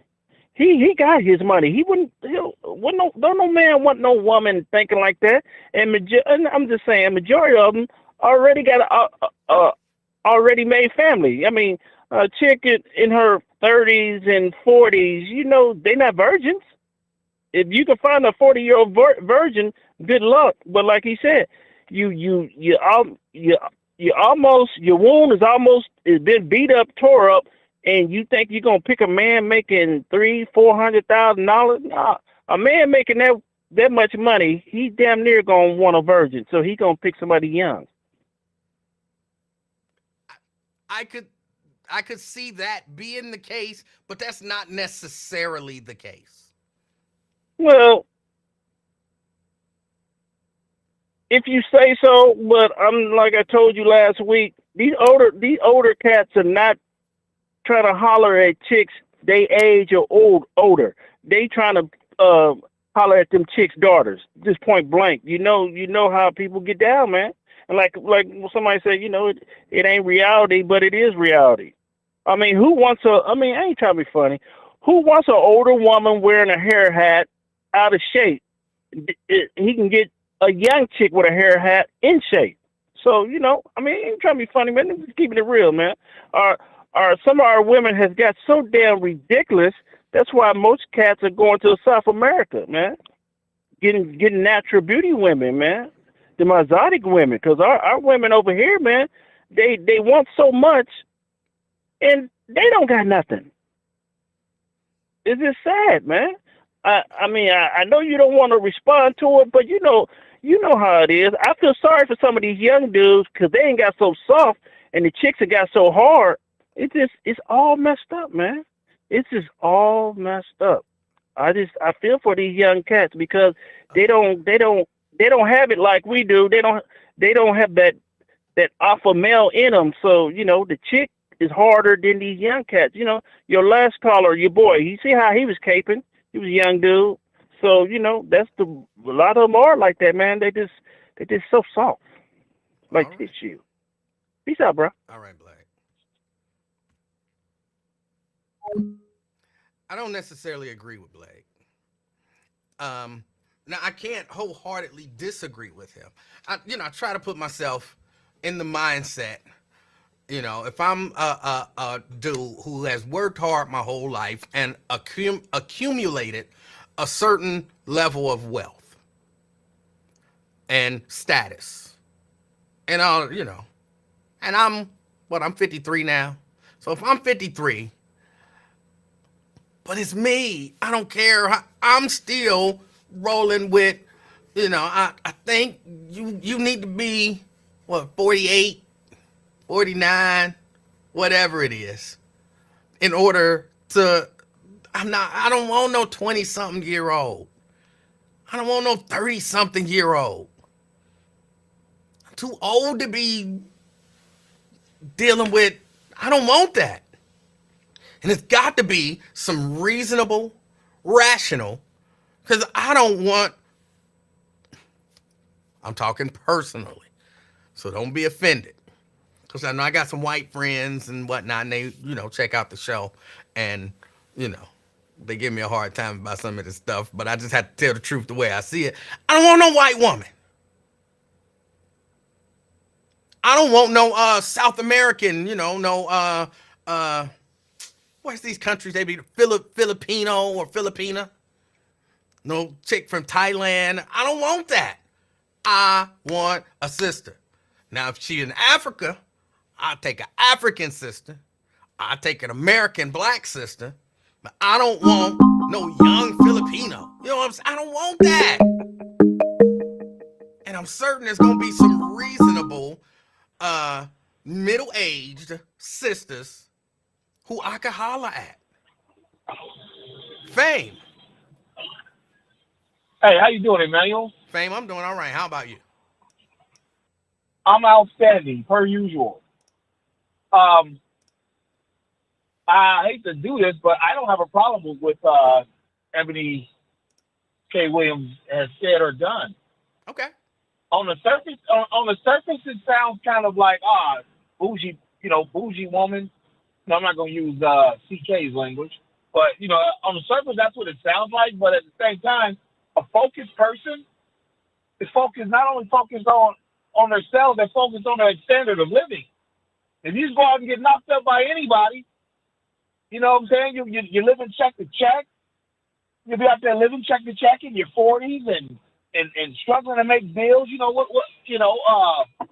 Car repairs, that type of thing, or set your back. What's that Ice Cube song say? Get your ass up and go to work. Because on payday, nigga, that shit don't hurt. You know what I'm saying? Like, nobody wants to be doing that type of stuff after really 21. You know what I'm saying? So, props to her for respecting herself, respecting her reproductive organs, and holding back from just getting knocked up just for the sake of getting knocked up. Well, that's kind of what she did. But let me, just so I understand, you're saying it would be a disrespect to her to pick a mate that's a hard-working, man who makes an honest living, but just don't own the bus company. You think her dating a guy who goes to work every day, makes a decent living, but again, is not the owner of the company, would be a downgrade to her? Yes. Okay. I mean, this one was a lawyer. This one was a lawyer, a celebrity. I mean, if you ain't got the bucks, you can't F. That's what she's basically saying. And I don't have a problem with that. I disagree that would be a downgrade to her, but that's just an opinion. But I don't have a problem with her having her standard. But she basically just went and got knocked up and got nothing out the deal. Well, she might have done it on purpose out of desperation in her 40s. People do that too. People do. The women do that. Let's not kid ourselves. And also, let's not kid ourselves about this.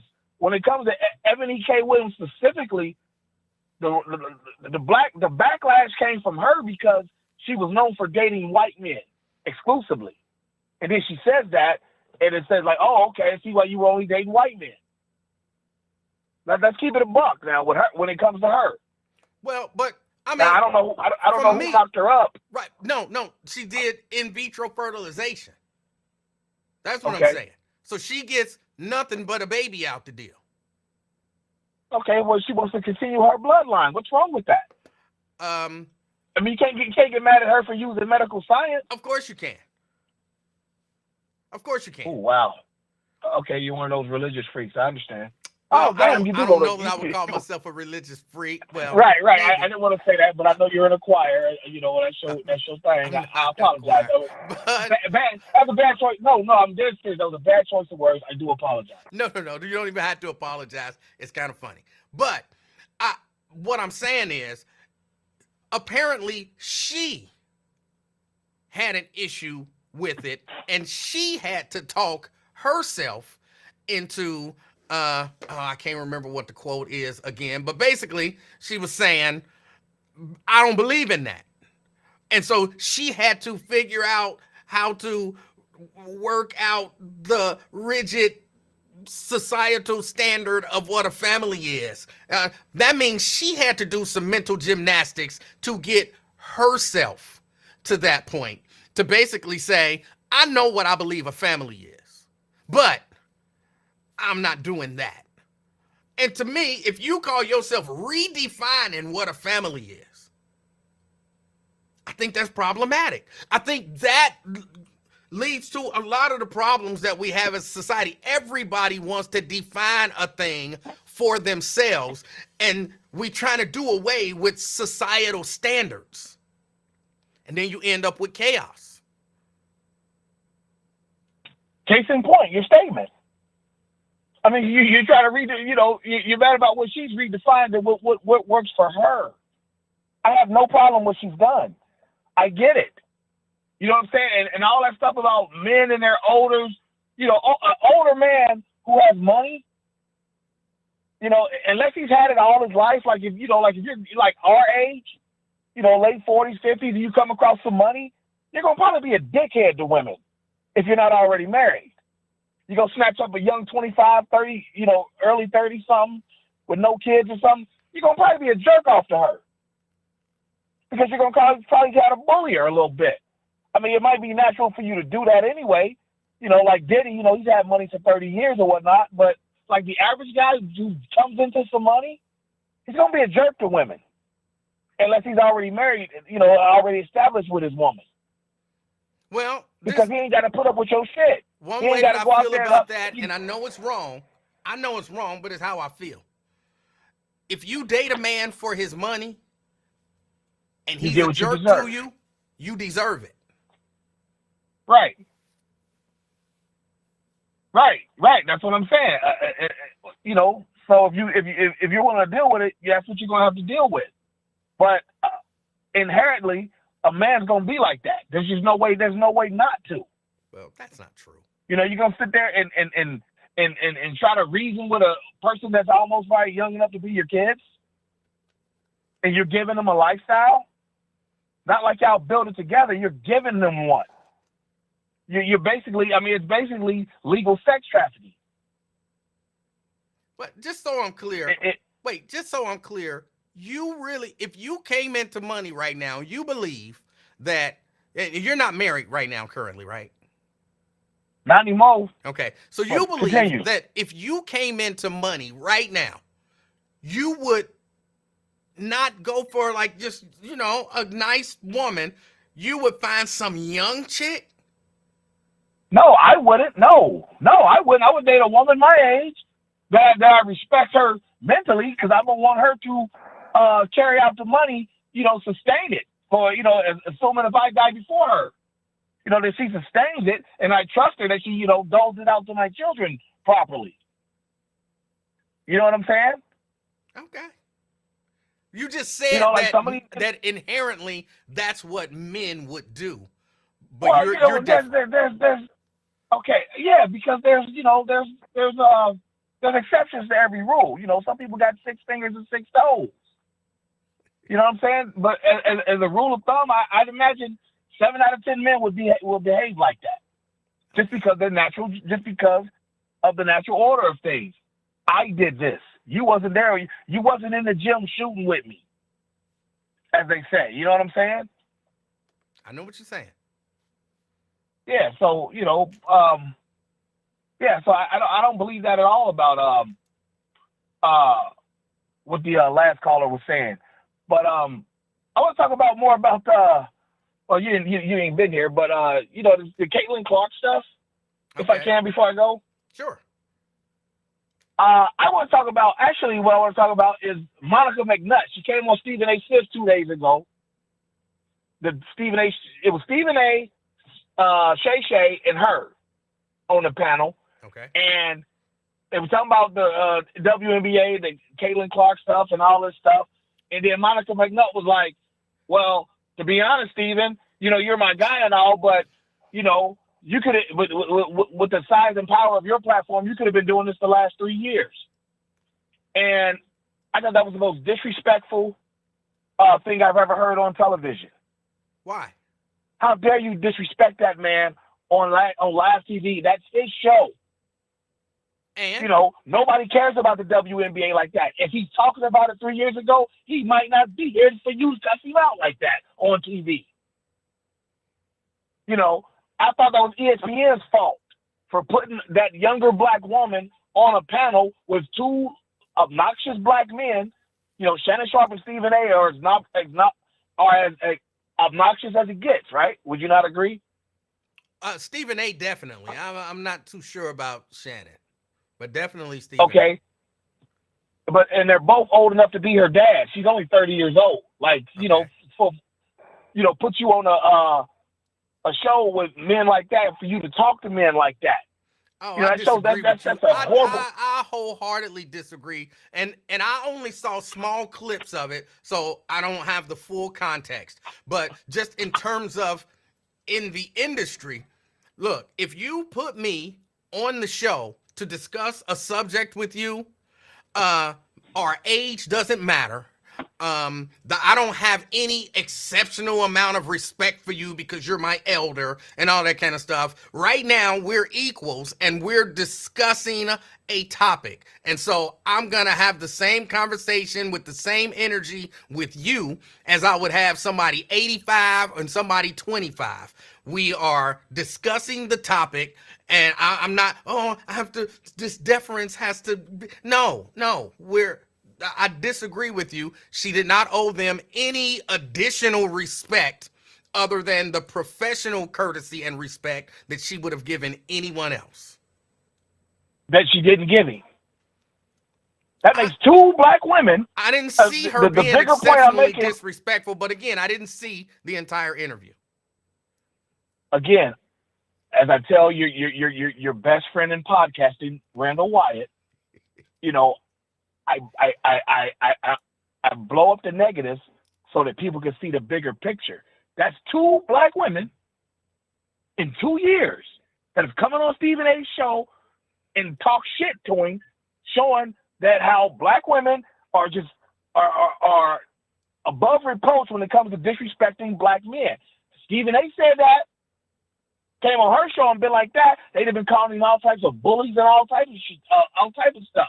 But these black women go on there and talk greasy to him, and there's no repercussions for it. Well, let me test Everybody's this. like, yeah, girl. Fame, let me test this. Would it have been okay for you if a man, Stephen A.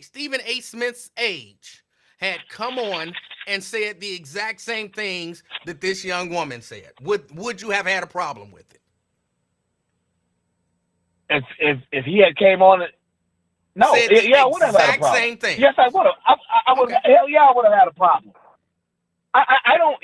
I'm a fan of Stephen A. Smith. I respect him. I respect the hustle, everything he does. He's the black version of Howard Cosell.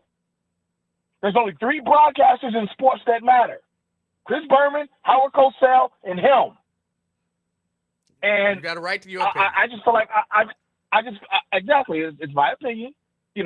I just feel like a certain debt of gratitude, especially young African Americans in the last 20, 30 years, because if you got into broadcasting, you got into sports broadcasting, you got into it for 2 people, Stephen A. Smith or Stuart Scott. You didn't start broadcasting because of Fred Hickman on TNT. Again, you wasn't broadcasting because of John Saunders, I don't a black agree Canadian. With you. Please stop. I don't agree with you. I know you to be wrong. I know that there are people who got into broadcasting, sports broadcasting, who don't like any of those guys. They didn't get into it. They weren't influenced. Well, I can't say they weren't influenced because, if you're in the sports world, you're influenced by a lot of different people. But that's not why they did it. So, look, those might be your personal heroes, but you can't put that on everybody, every black person or every person who got into sports broadcasting. Okay, well, we'll take it. a poll one day of all these colored broadcasters in the last 30 years. Who did you get on? Who did you get in television broadcasting because of? Who was your influence? Stephen A. Smith, and I guarantee you, overwhelming majority will say Stephen A. Smith and or Stuart Scott. That might be true. An overwhelming majority might say that, but that's not all. Overwhelming majority is not all. Okay, well, okay, I didn't say all. I'm sorry. I didn't mean. Okay, I'm sorry. I was just speaking off the cuff and That's speaking okay. matter of factly. But here's what I'll say. Get the gist of what I'm saying, correct? Fame, that you would still think it was disrespectful if one of his peers in his same age group said the same thing to him in that same situation. That I can respect. And if that's the case, then how do you say then it's because she's? No, I did not say I can respect that. I didn't say I respect that. I cleared that up. I didn't say that. No, you said you would have a problem if anybody did it. Right. I'm saying I can respect that opinion from you because at least there's some level of consistency. Because a lot of times when I hear a lot of criticisms, in particular of black women, it's not necessarily what they did, it's who they are. But you seem to be criticizing what you perceive she did as opposed to who she is, and that I respect. I just found her to be somewhat iconoclastic in doing that. Pay some damn homage. Well, I don't know about Pay some damn homage to that man. You know. And lastly, before I go, because ESPN's still tripping, their $100 million man, Pat McAfee, called that Caitlin Clark woman a white bitch on live TV. Yes, he did. And there's been nothing. You know, Stephen A. Smith, he goes out there 10 years ago and tries to give a educated, reasonable defense of Ray Rice. They suspend him for a week. This guy comes out here, calls a woman a white bitch. Nothing. That's what I'm saying. He goes through enough. Stephen A. Smith, he does enough with the double dealing of his employer. Like, how could you as a black woman not see that and go in there and try to punk him and talk greasy to him? I don't know. Fame, I got a question for you. I'm sorry. Is are the finals on ABC this year? I don't watch hoop. Not like that. I don't even like hoop. But don't get it twisted. If you didn't sign an NBA contract, I'll bust your ass. I can hoop. You know what I'm saying? I can ball, but my hoop is just a little sloppy. But if you didn't sign an NBA contract or play Division I, I'll bust you.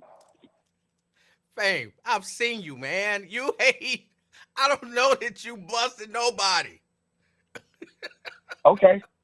My post game is exquisite. Okay. I'm Kareem, a foot shorter. Okay. There's people in your family that know I can hoop. They saw me in high school. We ain't gonna get into no particulars. How tall are you? Go ahead. Huh? How tall are you? 6 foot. A shade under 6 foot. It depends on if I'm wearing Timbs or some regular shoes. Fame, I thought I stood next to you. You did not seem no 6 feet tall. I leaned in over so I could hear you. Oh, you was leaning. Okay. Yeah. I'm trusting you, man. I'm a lot taller than I look. Oh. Trust me. Okay. People say that all the time. Like, oh damn, I didn't realize you was that tall. I'm a lot taller than I look. Okay. You know what I'm saying? And I used to have mad rides. Like, you know, like they say, like Shannon Sharp say, speaking of health, I was hell when I was well. You know what I'm saying? Okay. Yeah. Well, so the reason I asked you about the finals, because if the finals are on ABC, they have the ESPN crew come in and do the pregame and the halftime and all that kind of stuff.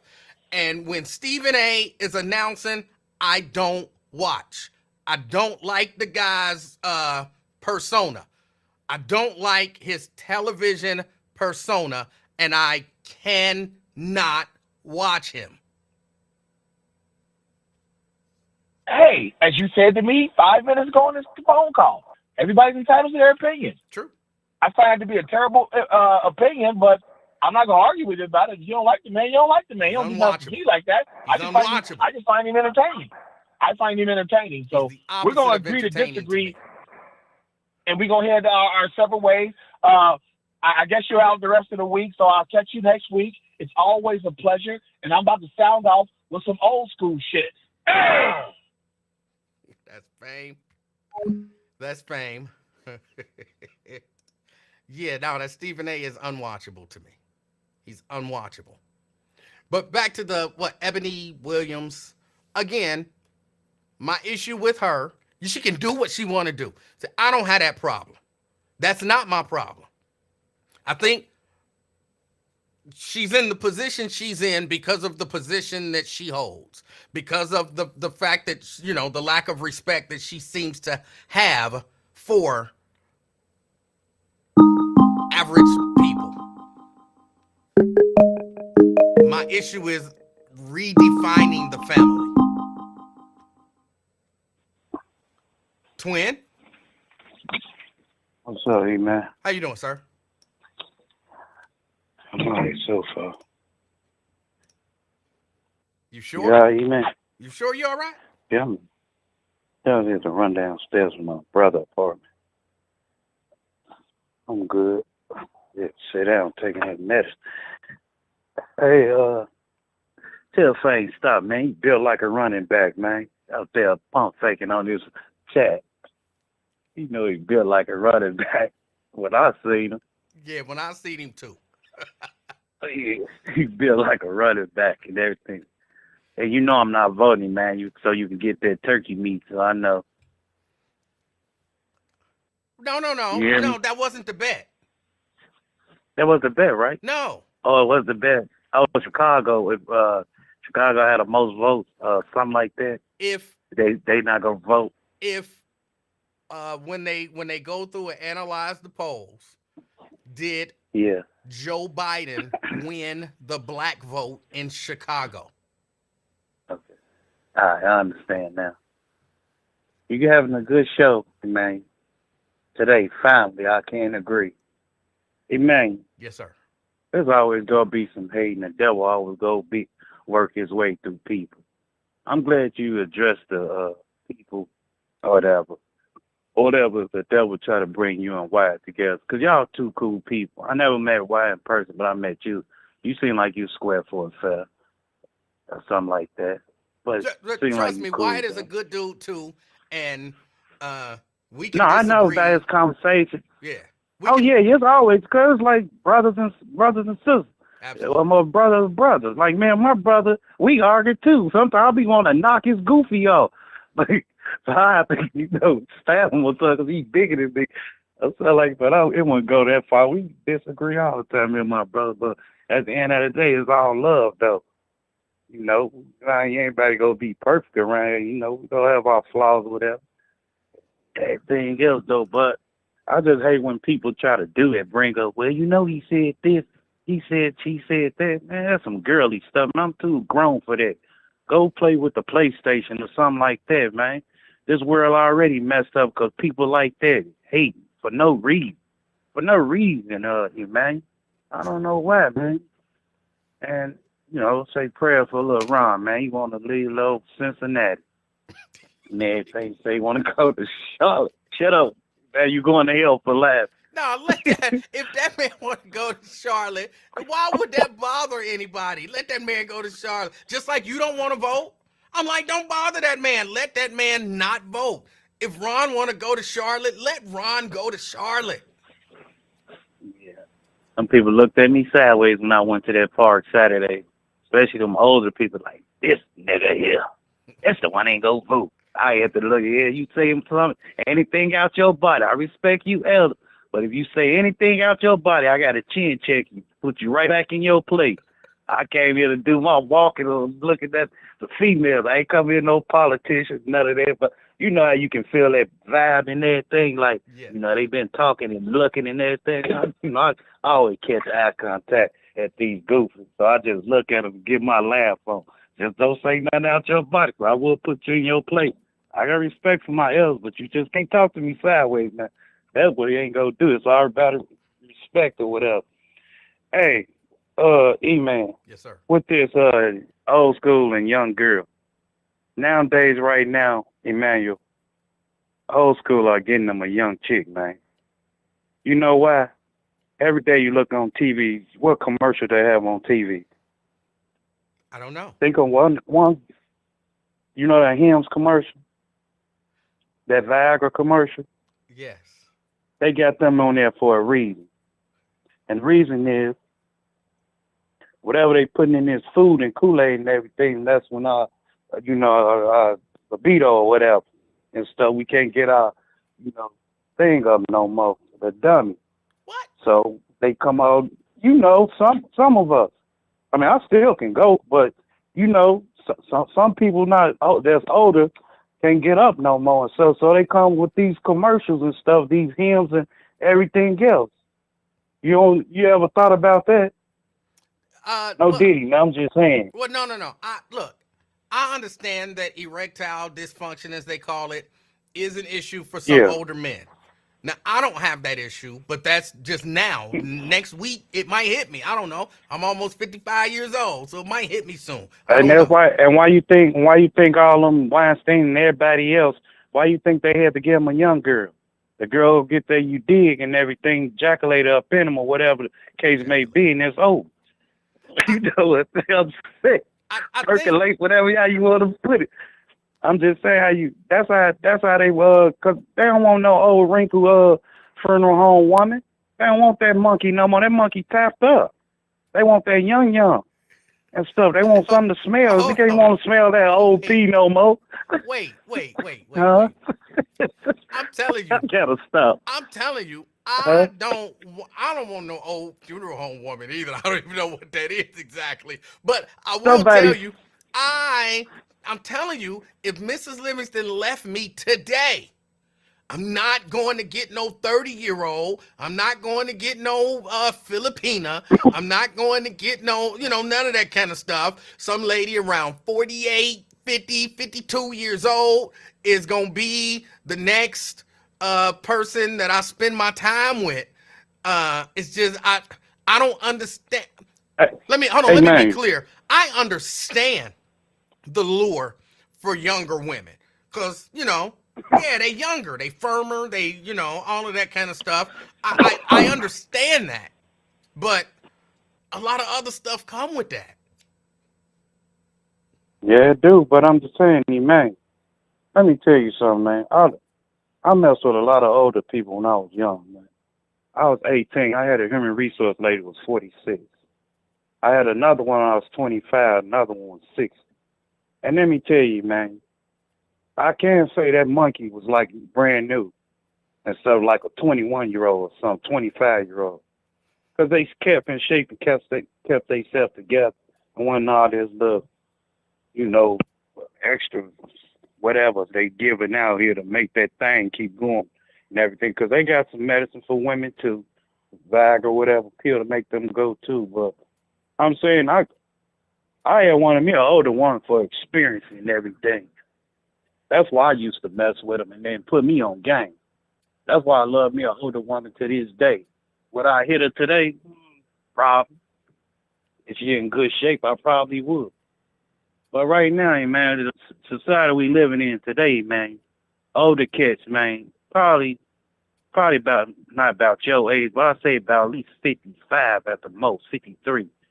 They getting somebody younger, man, and they loving that, cause they go treat that young girl like he go school and everything. And when she gets school, the daddy or whoever, the brother or whoever ain't teaches the ropes in the streets of the game and stuff, she ain't gonna know everything. So the older guy go teach her everything. So whenever a young boy try to holler at her, he run game on her. He ain't gonna be able to run game on her because she already caught game from old head.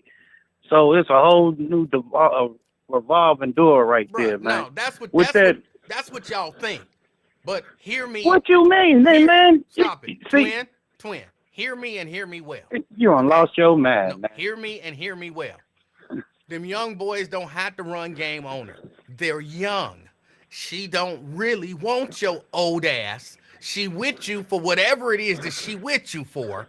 You think she with you because you slanging D. She probably with you because you got a little money and you take care of her. She gonna go But get that young D on the side and pretend like she ain't. But she is not gonna be loyal to y'all old ass dudes. That man, 25 them year girls. old girl gonna go get her some 25-year-old D. You take I'm all the telling pills you you, want. Your D still ain't she go, 25, and that's what she want. she go do that. But let me tell you, she always go be respecting that 55-year-old. Whenever she run out, who she go? She going back to dead. For the That young boy money, can't do nothing. yes. That ain't respect. Okay, it ain't about no money, man. Yes, it It's about is. respect too. What? Emmanuel, that's back. That was what? Maybe what? 10, 15 years ago, maybe. It was like it's not like that, man. It's not like these women broke. Some of them broke out here today. Why you think all these he hit me too ass movements coming about? They Yeah, the weren't hollering women it broke, and 15, that's why they with 15 your years old ago. ass, because you gonna help them pay them bills. You damn right, chick. Yeah, spend that 4K. Cause you know what? She gonna come right back home. But that For the young boy can't money. do nothing for her, man. She coming back home But for the it's gonna money. be. I understand it for them, but the young boy can't do nothing for her. What he gonna do? Get a faded and all that? He gonna In a slang minute, that he can't. D. That's what he gonna do. Same thing Man, you he was ain't doing when you were slanging nothing. 25. He ain't got nothing but D to sling. He got D to spare. Man, he ain't got nothing. He popping Molly's perks and all that. You can't keep going off Molly's and perks. You get limp, man. Bro, I don't know about you. Come When on, I was man. 25, I ain't never took no Molly, no perk, no nothing, and I was always ready. I didn't. No, me too. 25. Come on, So man. then what you I was talking hitting them about? up.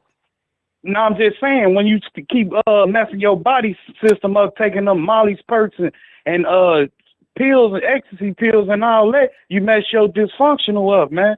Erectile dysfunctional up like that. So she said, forget this. At least my old man can stand up. You just limp. That's what I'm saying, man. What? She gonna always go there.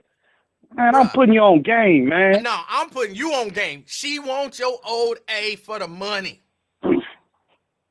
She don't want your old D. Just like you don't want the wrinkly P, she don't want the wrinkled D.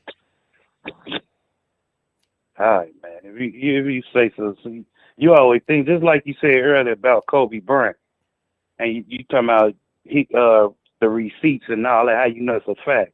I never That said damn it 6 was a million. fact. I mean, what you said, the receipts or something like that. I'm close enough for what I.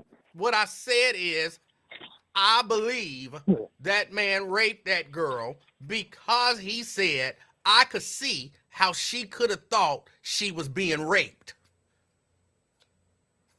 Oh, I thought you said something else. You said what a receipt or something like that. You said about Kobe, and just like you said about the church. How you know the numbers ain't right, Emmanuel? What 11 billion. I know is that's a guess. What's the real numbers then? That's the point. I don't know the real number, just like they don't know the real number. There are a lot of So did churches you that Google don't it or have whatever? bank accounts. So you can't go by, well, this is how much the black church deposited into the bank. That don't mean that's as much money as the black church brought in, because there's a lot of churches that don't have bank accounts. They're tiny churches. You can't accurately know that number without knowing that number. And how are you getting that number? So so they include the smaller churches into the mega churches. They say that what I heard was here's what could have been said, and I would have said nothing about it. It is estimated that the black church brings in $11 to $11.5 billion a year. No argument there, because that has been estimated. But to say as a fact that the black church brings in $11 billion a year, you couldn't possibly know that. I won 11 billion, not right now, but probably about maybe 25 years ago, 30, yeah. Again, But even now, 25, 30 years ago, you could estimate that, but you couldn't possibly know that as a fact. right? But yeah, you can probably estimate about That's what I was saying. around that time. That's what I was saying. You Oh, can't tell me I'm catch up. giving you a fact that you couldn't possibly know. But if dude was there, he'd have had an expert or whatever. If he would have broke it down, then I would have, But even caught the on to what he expert was would have saying, though. had to, if he's a real expert, in my opinion, which I don't believe actually exists, the expert would have had to tell you this is an estimate because we don't know the actual number. And then I got no argument with that. But back then, though, I mean, it could have been possibly, man. But because I remember, man, Yes, it's possible. you know what? I think if black people stop shopping with other people and shop just black instead of buying on this Gucci, Louis, and all that, which I don't wear and I don't like and everything, and just straight shop with black and spend for real. What you say? I said you was passionate about that. You don't like Gucci, Louis, and all that stuff. I don't like all that, man. I'm not the type of person that go in there and buy $250 or $300 pair. I don't care how big when I was balling out, I never liked that stuff. When you go in there and buy a $250 belt for what? Man, I'm going right here to Family Dollar, grab me a $10 holler and keep it moving. I ain't with all that fashion, man. Okay. What you say? I said okay. And I'm just saying, man, people kill me, man. That 350 product, man, on with that goofy stuff. It go right in that wash machine, go right out.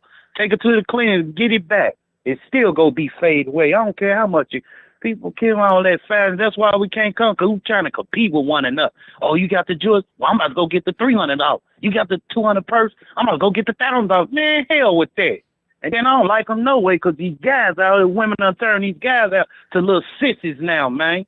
It's so crazy, man. Every time you turn around, a little cupcake and everything. And women out here harder than the niggas, man. That's crazy how it's going down the damn society. That's why I fall back, man. Count my blessings, man, because it's a cold world out here, man. What else I need to talk about before you hit the streets or whatever, the blocker? Hunter Biden, you know he on trial.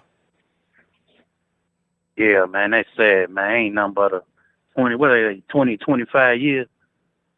Man, the man smoked dope. He lied. He was high. Just say you was high, man, when you fill out the application. They can't do nothing wrong. You white, too? Just say you was high. Only thing you have to say you was high.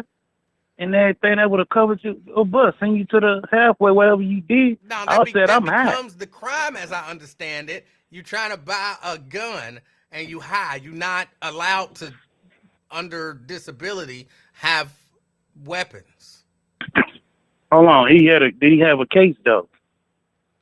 I don't know when if he bought had the gun. a case or not, but if he had a pending case, you can't purchase the gun. But I don't know that he did, but I think the argument that they're trying to make is that he was addicted to drugs, and so he was using drugs, and he was trying to, or when he bought the gun.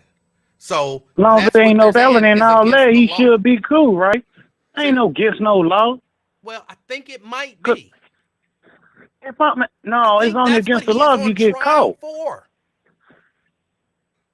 What, did he get caught with the dope? No. Look, I thought they put. He put that in his memoir. I think if they can prove that he had a gun under disability, then that man could possibly be going to jail. I'm saying to make it a crime, though, you got to get caught. You got to be intoxicated. Just like when I was driving, they stopped me with DUI. They took me to jail. I was intoxicated. Just like him. If he driving that vehicle and he reckless or whatever, and they take a drop and they come back dirty and everything, hey, you charged with reckless driving or whatever the case. Now he went in there high and all that. I don't know the understanding of that. Unless he pointed the gun at the purchaser or somebody. So if he getting high, he getting high. A high's a high. Twin, I'm gonna look into. I don't understand that. Yeah, I don't understand that case because I saw a little bit of it the other day. I'm like, you going to jail because you high and you ain't committed no crime. You lied on the application. You know, I guess you was saying you must have went to jail prior to it, and you lied about it on the application. That's the point I stand on. Other than that, hey, you getting that? You getting that? As long as you don't go in there and point a gun at the person or whoever. I don't. That's why I don't understand. Yeah, That ain't nothing but a little. I don't think the law That's just a necessarily playback. works like that. He just probably got to take one from the team. That's what his daddy go tell him. Hey, just take one for the team, son. They go to give you 5. Rat it out. Because he did it before, ain't he? He did what before? Didn't he go to jail before? Prison. I don't think Hunter's been to prison, but I can't say that with any great degree of certainty. I thought he went to the joint before, or whatever. I don't know. There ain't nothing but just a playback. You know how to, we got Trump and stuff. Now we got to, slap a little biting on the wrist or something. He'll get 5. He don't do no 20-25. Now he just don't go in there and act a dummy, tell it all, start seeming like, Elvis or somebody and stuff. Tell people the truth, because when they catch you in the lie, they gonna hang you. And then he can't pardon his own son, could he? But I don't know that, I'm not sure, but I don't know that what he's facing, is that a federal charge that he's facing? Yeah, that's in a federal court, ain't it? I don't know. Yeah, it should be facing in a federal court, I'm assuming. Okay, if he's in a federal court, then yeah, his father could pardon him. Oh, yeah. All right, I think that's all I hear. All right. Watch something. Well, All right, you take it easy, man. You take it easy, too. All right, little man. Twin had to get that in. Yeah, his daddy could pardon him. If it's a federal case, I don't really know. I'll be honest, I haven't paid that much attention. I was just reading a story about it, and I believe his ex-girlfriend, let me see, that's just because I think the ex-girlfriend said he used to smoke crack like every 20 minutes. Like, wouldn't you overdose? But I don't know. I've never smoked crack, so I don't know. Ron, what's up, man? how you doing? I'm good. My Yosha, you was lying in the chat, because if he old as I am, I'm 56. He done ran around with them wrinkled balls. When you 56 and older, you gonna have wrinkled balls.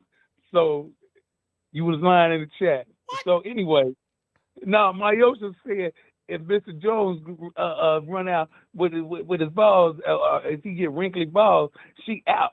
No, she would have been out a long time ago. Well, but I don't even know how we discussing this, but ain't balls just by their nature wrinkle? Yeah, that's right. Yeah. So what? Yeah. So when you get older, your motherfuckers really get wrinkly. Shit, I got them. Anyway. Okay. Anyway. I don't know what else is on your mind? No, look. But when he was talking about them young girls and stuff. Now, young girls can be attractive and all that other stuff, but older gentleman ain't gonna do nothing but use them for one thing. And if you ain't just use them for that one thing, then you lose it, because like you said, they getting that young D around the corner, point blank period, and they getting whatever they getting from you. And that's just it. That's just it. Like myself, I like women. I like them big, short, fat, and tall. I like all y'all. I like saggy boobs and everything. It ain't nothing like a grown woman. It ain't nothing like a grown woman. And a grown woman can work their hips a lot better than a young girl. What? Wouldn't you agree? What? I mean, I don't want to just say it out. You just said it. I'm just asking. What are you asking me? I don't know what the question is. No, I'm not asking you nothing. I'm just saying, you said, wouldn't you agree? That's a question. Oh, no. I'm just saying, a young girl ain't, got that work like an older woman. That's what I'm saying. I don't know that that's true. I don't know who y'all dealt with when y'all was younger. Look. Oh, no, I dealt with them when I was older. Look. look. What? There are people of all age who can do, you know, nice stuff. Trick. Okay, and we're just because you know you talk about a young girl can't move her hips like an old. Yes, she can, and you know Oh, she probably ain't gonna catch a cramp while she trying to do it. You know what I'm saying? That come on, women. no, but a grown woman, she got that work. I mean, that's just period. Oh, That's just period. Now, the Hunter Biden case, okay. they should even throw that shit out. I mean, you it's possibly they gonna convict him, but I don't know. But if they convict him, I'm looking for real. I'm looking for Biden to get replaced. I'm looking for him to get replaced before the national convention because they've been talking about his aides and everything, complaining about uh, his interactions within the Oval Office and whatnot. So he's you know his mental is declining, you know, at a rapid pace. And if he said that he wouldn't pardon his son, so if he goes ahead and bows out and let Kamala Harris do what she does and run for president instead of him, then Kamala Harris could pardon him. And now they're they're furthering their investigation of Hunter and what's his name, his brother name, Joe Biden's brother. Oh, Okay, I don't remember whatever. his name. Yeah, they're actually furthering that investigation right now, so we don't even know where that's gonna go. So, and one other thing, I guaranteed you that there would be 2 terrorist attacks before November, You did. and yeah, and one of them has already passed. So, I mean, I'm good with What was that. it? What was it? No, it wasn't one. It was a date. It was a date, and it's already passed. So Oh, I you thought know, you were saying one I terrorist I, I attack no I already happened. no I was wrong on that one. All right. I was wrong on that one. I was wrong on that one. I knew you were Mhm. wrong when you said it, but Okay. just like Yeah. I well, I can't say I knew, but I kind of knew. okay. And just like I kind of know that you're wrong when you say that the election is not actually going to happen. Man, like I said, I mean, you know, to each his own. I just don't foresee an election happening this year. I just don't see it. Now I that, hold on. just don't See, see it. just so you know, that I can respect. You don't see it happen, but you guaranteed us that it wouldn't happen. Those are different. I didn't say I guarantee that You the election wouldn't you happen. did. Just like I you didn't say that guaranteed shit. the 2 terrorist attacks, you Okay. guaranteed the election ain't happening. Wait a minute. Wait a minute. Now, I just said that. Now I ain't gonna, flip on my words. I just said I was wrong. I was wrong on the date. So now it's still subject to happen, but I was just But you're wrong no on the longer date. And guaranteeing it, right? okay. I I won't guarantee the first one because the date is already passed. Well, you I was wrong. I was wrong. Now it still could be 2 terrorist attacks before November, that's true. but I mean I was wrong on that one. But But I will guarantee that it will be a terrorist attack before November. And what's a trippy is, like I said, I don't. wait a minute. I just Hold on. Before don't. you tell me what's a trip, since you're Well, guaranteeing something, what do I get if you're wrong? yeah. Which one, man? Which one? $723. Now, what if what if what if I'm right? Then you're right. Then I get that 723, right? No, I'm not Oh, shoot. guaranteeing that it won't. If I was Okay. guaranteeing that it won't happen, Hey, okay, imagine this. no. Hold on, imagine this. So I'm wrong. Ron, no, hold on, Ron. Okay. Imagine this. You buy a phone. They Okay. guarantee the phone is gonna work for 3 months, right? The phone then works for 3 months. What do you get? Nothing. You just made good on your guarantee. But if not, you get a new phone. You don't see, that's what I'm saying. You're making the guarantee, which means you're the one that's putting something up. The risk, not the person who's taking the guarantee. Boy, you crazy. No, iPhone don't say I guarantee this phone for the next year. And then it lasted a year. Now you owe me $400. No, that's not how it works. So you're making the guarantee. If your guarantee is wrong, I get $723. If your guarantee is right, then you get the satisfaction of knowing that your guarantee was right. You shouldn't have a problem with that because it's a guarantee. That's the nature of a guarantee. Listen to me. I guarantee you ain't getting shit from me like that. No. So then don't guarantee that it's going to happen. Just say you believe it's going to happen. You're convinced that it's going to happen. You know what? But not guarantee. You know what? Okay. Emmanuel. I do it your way.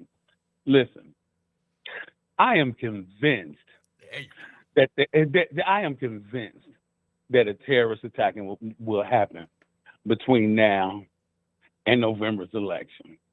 Be it a terrorist attack within from a foreign terrorist or foreign adversary, or our own government. We've seen it before. And what makes you so sure that this is going to happen?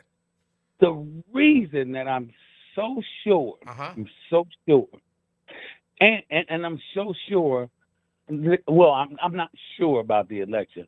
I just the election. I just will believe it when I see it. Okay. But I'm so sure because you have to look at what everything that they did to Trump, trying to make sure that he wasn't president. And I know you don't like Trump. I know he's a deplorable person and all that other little stuff. Yes. We can do all that. We can do the rapists, we can do all that. But no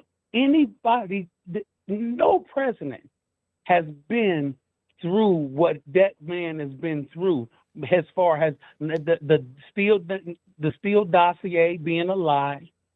They find Hillary Clinton campaign and the DNC. They find them, the DNC, $8,000, and they find Hillary Clinton's campaign $5,000 because they created that Steele dossier, the one that they said they got copies of them in on Trump and all that other stuff. That was a lie, just a blatant, flat out created lie. I don't know if it's a lie. And I don't know if it's a lie. They didn't prove it, but they didn't prove that it's a lie. How do you prove a negative? Emmanuel. They didn't prove that nobody peed on Trump. Emmanuel. But they did prove that the Steele dossier was a lie. I don't think they did. They okay. Whatever. You're not going to agree with anything that I say about Trump. But like I said, no. Think about it's not that I disagree with what you're saying about Trump. Okay. I just don't necessarily. Well, I'm not saying you're wrong. I don't think that they proved it to be a lie. I think that they probably came to the conclusion that they couldn't prove that it was true, but I don't think that they proved that it was a lie. How do you prove that nobody peed on Trump? Okay, Emmanuel. Okay, Emmanuel. Okay. So, like I said, we have not seen any man go through a presidency like this. Now, everybody talk about, black stuff like this. We've been through a lot of racist presidents. a lot of racist presidents. No president, and you just have to think about it. No president has been through what he's been through. Why would they not want him to be president so bad? Why would they want that? Why wouldn't they want him to be president so bad? They don't care about the people. They don't. The Republicans, Democrats, people up there. They don't really care about people like us. Ron. Okay. For real, can we actually explore this just a little bit? Yeah. Honestly, honestly, can we both be intellectually honest? Okay, come on. Okay, so now you say no one's ever gone through this before. Let me ask you this question. Do you believe that we've ever had a president do the things that Donald Trump has done? Oh my God. See, okay, you want to sit there and look at, oh, he did this, he did that, he did this. Listen, you just not listening. But see, Ron, who cares? I just asked a simple question. You can say no. Okay. Nobody's done what President Trump has done. He did everything. Again. You listening. You have to figure out. With all these presidents that we had in my lifetime, we had the president that put crack in our neighborhoods. We had and they had 3 terms. Now, what I'm saying is, don't nobody when they get up there on Capitol Hill. Hold on, wait a minute. Hold on, wait. I was gonna let it slide, but you gave me some information. The president that put crack in our neighborhoods you're talking about Ronald Reagan? Yes. And you said he had 3 terms? He had 3 terms because Bush came behind him. But that was not his term. No, but he continued the policies of Reagan. But so see, he had 3 terms. But he didn't have. Come on, Ron. I thought we were gonna be honest. He did not have 3 terms. Emmanuel. Don't put that out there. It's not true. They had 3 terms of an administration. 3 terms of an administration that put crack into our neighborhood. 3 terms. Okay. All right. For the sake of argument, I'm going to agree with you, even though that's not what you initially said. But we can. We're no longer. Just so you know, though, we're no longer being intellectually honest. Emmanuel. Just so you know, we're no longer being intellectually honest now. Why are we not being intellectually honest? Because you said there was a president who put crack in our neighborhoods, and he had 3 terms. And that is not true, and you know it's not true, but you said it anyway. But you're just saying that bullshit. You're just saying that bullshit. You know what you said is not true, but you said it anyway. That means we're not being honest. Reagan, and then Bush. So Reagan did not have 3 terms. Reagan, and then Bush. Right. So Reagan did not have 3 terms. Okay. Hey man, you gonna let me finish? You know that. I'm gonna let you finish, but I'm just clear. We're no longer being intellectually honest. You just want to argue with me. You're saying things that are just factually inaccurate. When we agreed to be intellectually honest at the beginning of the conversation. Emmanuel, and you're not being intellectually honest, because if you use your intellect, you would know what I'm saying, especially when I explained it to you that Reagan had a term, Reagan had another term, and then Bush had a term. And then those terms, those Republicans continue that Republican Party agenda. Ron, okay, go ahead. Ron, go ahead and finish what you're going to say. Just know that I know that we're not necessarily being honest. So what am I not being honest about? I just told you. You tried to fix it. But I just corrected myself. You won't accept the correction. You Okay, I'll accept corrected the me. correction. All You right. So won't we're correct back me. on the You honest want to train. be intellectual. We're You back want on to the do honest it train. Okay. intellectually. Okay. Okay. Now, we've had all these presidents. Now, Barack Obama was the first person who hit drone attacks on Americans in U.S. soil. They don't talk about that. Wait, he was the first They don't person to what? to execute drone attacks on American citizens on American soil. Okay, now I have to ask, just because I don't know, when did he attack American citizens on American soil with drones? In his term. When? I don't have time. Listen.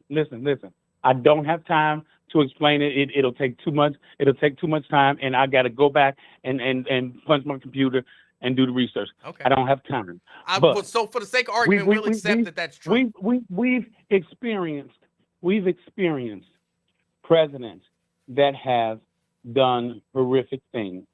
Period. Agreed. And you know, they don't in general care about us. They don't in general care about us. I agree. Now, I was looking I know that they don't care about us. Now, if they had a white man that continued to not care about us, what would be their problem with him? Because they had so many other white men that didn't care about us. What would be their problem with him? Now, see, people don't sit there and, do that further research. They just take things on face value. Oh, he's a racist. He said it's good people on both sides. But and even then, this is what convinced me to look at Fox News and look at other alternatives, because when they said he told them that there were good people on both sides, you have to remember that even a KKK member, even if you don't agree with them, even if you don't agree with a Nazi, even if you don't agree, they want their kids. I don't care if they want their kids to be Nazis, but they want their kids to grow up just like our kids. We want our kids to grow up, and when you doing a diplomatic thing, and we do it all. They do it all the time. They have answer and all that other stuff. We just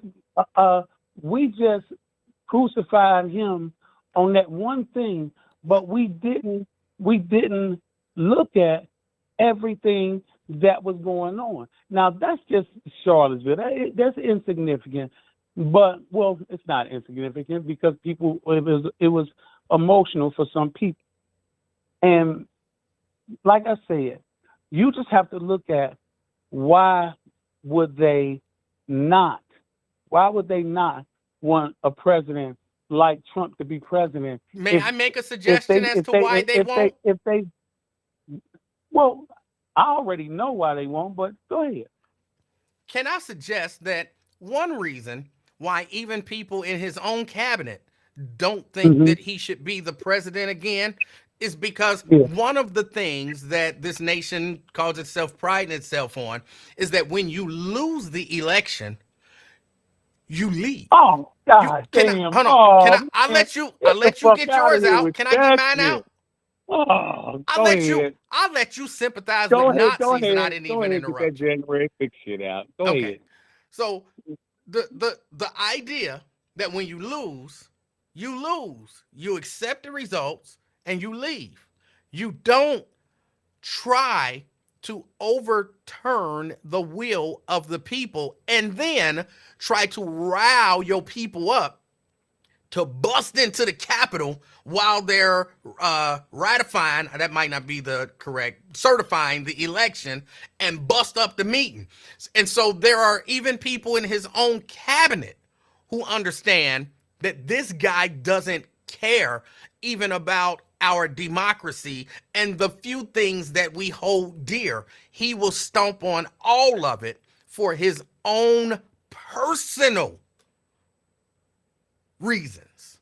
He wants to be the president. He lost, but he gonna rile up a mob of people to go break into the Capitol to try to stop it, and then be encouraged by that, and then spend the next 3.5 or so years to try to rile them up even further, so that if he loses a second time, as he likes to say, I don't know what'll happen. I don't think the American people will stand for it. They see even now that he's trying to prepare to rile people up, to do acts of violence if he doesn't win a second time. And there are some people who are just like, we don't want that as our president. Jesus.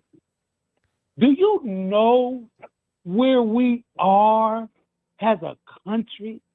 Yeah, and who is that? Valerie Davis, the cussing is coming. Listen. No, where are we as a nation? Listen. Oh, God, you fucking ass. You know. You asked. Wait. Oh, hey, I got a bill. You got a what? I got a bill. A bill. Next tail. All right. For my fucking student loans. For $200, I owe them like $1,200. This motherfucker, they send me a motherfucking bill, and the people in Ivy League colleges and all that shit, doctors and lawyers and businessmen, all that shit, getting their loans paid off, and getting their loans paid off by our tax money, Okay. And where did you said you went to school where? What? You Alabama. That's what Alabama, right? That's why. Yes, I did go to Alabama State University. Yeah, that's why I call you Bama sometimes. Now, did you pay your student loans? Yes, the first time. I have some more because after I left there, and then I went and got a degree They pay him? at Cincinnati State. Did they pay him?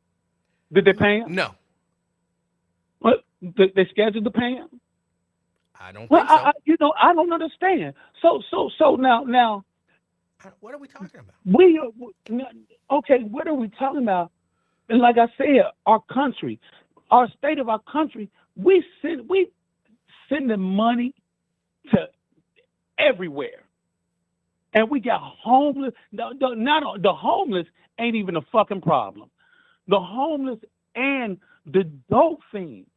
Have you ever seen Kensington, Pennsylvania? Ron? Have you ever seen Kensington, Pennsylvania? I've never been to Kensington, Pennsylvania. No. But What is type it up? Hold on. What is Type it up. Type it up. What is the point that you're making? The point is our fucking country is shit. You know, we sitting around trying to play like, you know, and Biden doing an okay job, and one of those damn comedians that have a podcast said he would take and vote for Biden if he had his head in a blue glass jar, which means if he was brain dead. And these motherfuckers, I think I might do the same thing. Yeah, y'all vote for But Ron, may I ask you a y'all question? The country isn't even being ran by the president. May I ask you a question? That? May I ask you a question? What? When did you go to college and accrue these student loans? 2008. Okay. 2013. 2013. Yeah. And Donald Trump was in office for how many years? 4? He didn't do it because it wasn't needed to be done. God damn it! If he wasn't going to do it for everybody, it wasn't done. Shouldn't be done. Wait. Okay, What hold the on. fuck? No, hold on. Let me accept that argument. Everybody that's in that chat, Ron. that didn't go to school, you understand that y'all paying Okay. Ron, for the motherfucking doctor. Let me accept that argument. Ron, I will accept that argument. Get out of here, you're man. saying if they do it for one, they should do it for all, right? Wars. Yeah, I said the state, yeah, but I was talking about the state of the country. We got wars and shit, and they're by proxy because we fighting them. You think we ain't fighting the Russians? Ron. Then wait. See, no, because y'all motherfuckers don't have no vision. Y'all motherfuckers don't have no vision. Vision? I mean, do you know that they authorize the weapons that can go inside Russia? Do you know what Putin said? If they did that, do you know what they said? And I don't even know what you're asking. What I'm saying is, our country is not only at war.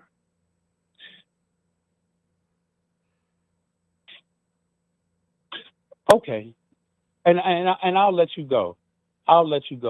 I told my my family about the Trojan horse theory, and the Trojan horse theory is, did you know that the Chinese government has bought up 347,000 acres in America heartland, right? Okay. Now, when they bought it, it's sovereign land. When did they buy it? They've been acquired. They've been help me with the word, man. Acquiring it. That's fine. From 2020 to now. Oh, so they just bought it. Yeah, they just bought it. They didn't buy none. They didn't buy none before 2020. No, man. Oh my God. I'm just asking. Did they buy any before 2020? I don't believe so, but I cannot guarantee it. Oh, okay. Okay, but 347,000 acres of sovereign land on our land. Okay. On our I don't land. think it works like that, but now, okay. No, what you mean? You don't think they bought it? No, I don't think. You don't, hold on. I don't think that just because a Chinese person or even a group from China buys land in America that it becomes a part of China. Okay, you can do that whenever you want to do it. Do what? But I'm just. Again, am I wrong? Okay. Well, okay. Agreed. So you have 347,000 acres, and you got 8,000. Now, it was 600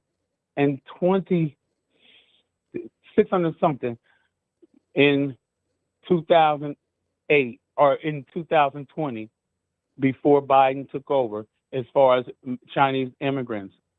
It rose to 8,000% rise. There's now 30,000 Chinese immigrants on American soil. Okay.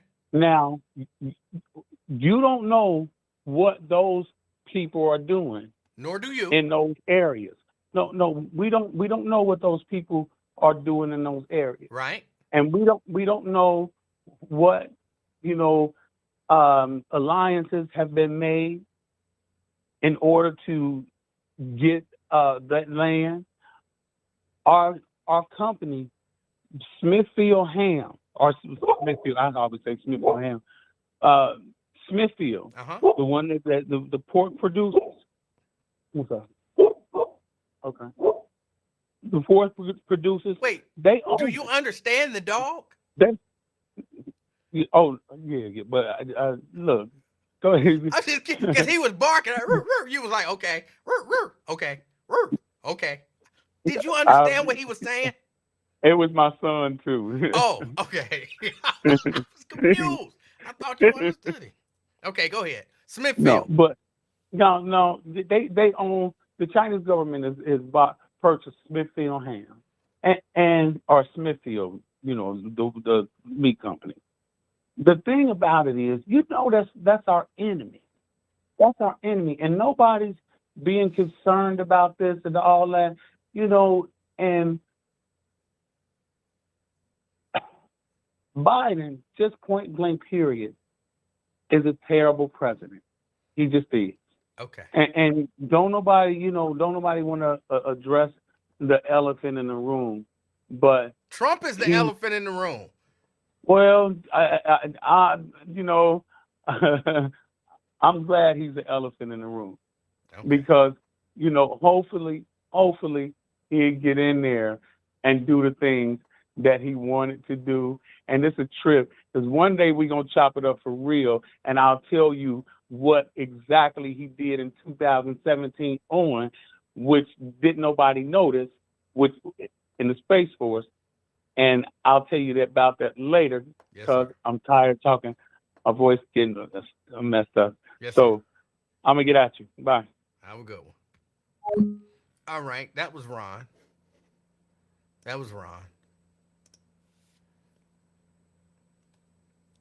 And didn't China, before Trump was ever elected, and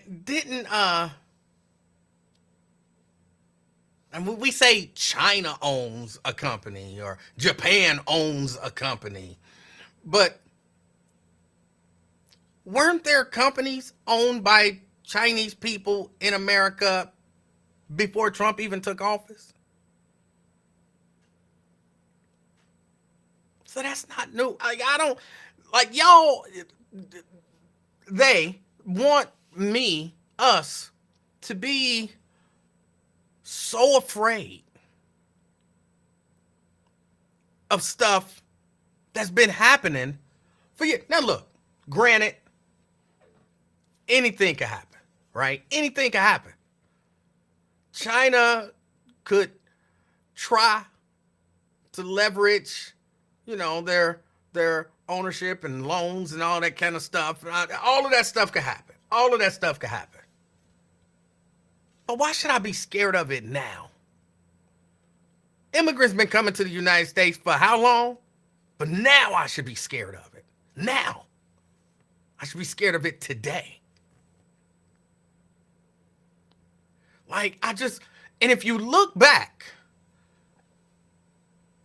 fear-mongering is not, Ben got me just before I said it. Fear-mongering is not new. They've been fear-mongering do y'all remember when Barack Obama was going to take everybody's guns?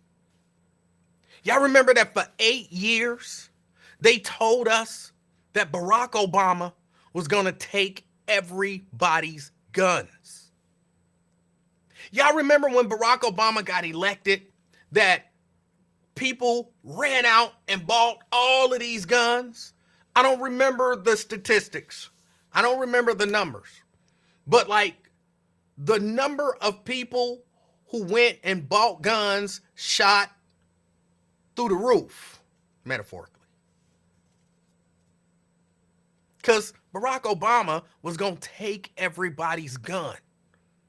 And they weren't saying it like, oh, he's going to try to strengthen anti-gun laws. No. They were reporting that Barack Obama they're going to round up people's guns. And level-headed people were saying, it's not going to happen. That's not going to happen. That's not going to happen. And there were people saying, just because it haven't happened before, don't mean it ain't going to happen now. It's going to happen. Y'all people always running around acting like all of this stuff can't happen. We trying to be proactive and keep him from taking our guns, and y'all gonna wait till they come to take the guns, and then y'all gonna be reactive once they go start taking guns. Y'all remember that? They never came and took your guns. They never came and took your guns.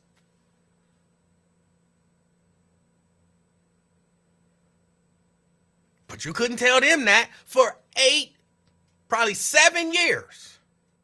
They swore Barack Obama is coming to take your gun. It's an all-out assault on the Second Amendment. They were saying he's gonna come. The ATF is gonna come to your house and start rounding up people's guns.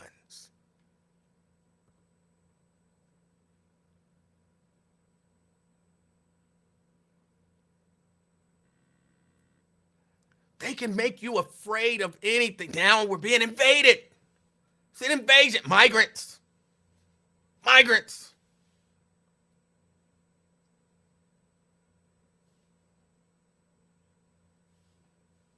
Gay marriage was going to destroy America. Destroy. It was a trick by some foreign government to get wedge issues is what we used to call them. Wedge issues. They want to make you afraid of something. Remember when no city was safe from a terror attack? And the threat level went from, what was it, yellow to red? Then it would go back to yellow, and then it would go to orange, and it would go back to... And you had to be afraid because terror. The terrorist is coming. The terrorist is coming. And they would do crazy stuff like some little bitty city in the middle of West Virginia that ain't got nothing but 72 people. Oh, a terror attack is gonna come to that little bitty city. Oh, a terror attack is gonna come. And then Chicago. Oh, a terror attack is gonna come. And then some mid-sized city. So they wanted everybody scared. Terror is coming. But if you really want to be a patriot, vote for Republicans.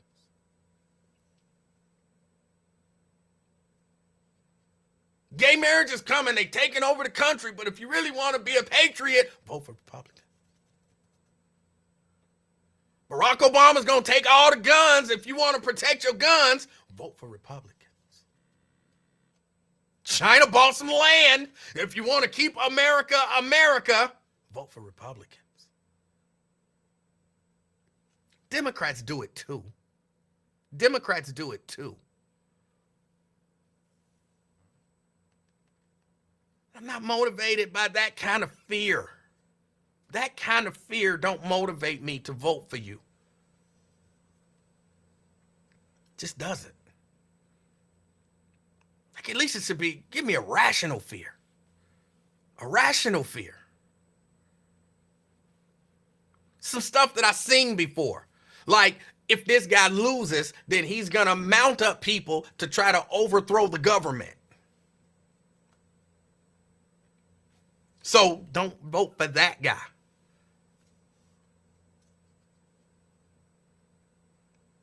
He actually, though, uses that in reverse, and it worked for him. You know, if I lose, the American people aren't going to stand for it, so vote for me. What? Did you just threaten us? That's what it feels like. You just threatened us. You threaten me with violence if I don't vote for you. That's what it feels like.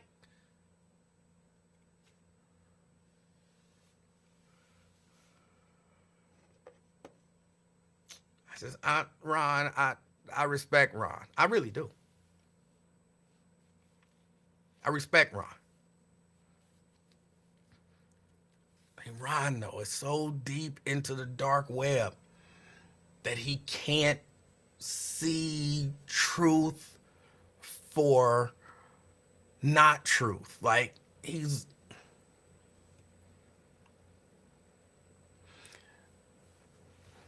Just so y'all know, if a Chinese person buys an acre of land, that acre of land does not officially become China in the middle of the United States.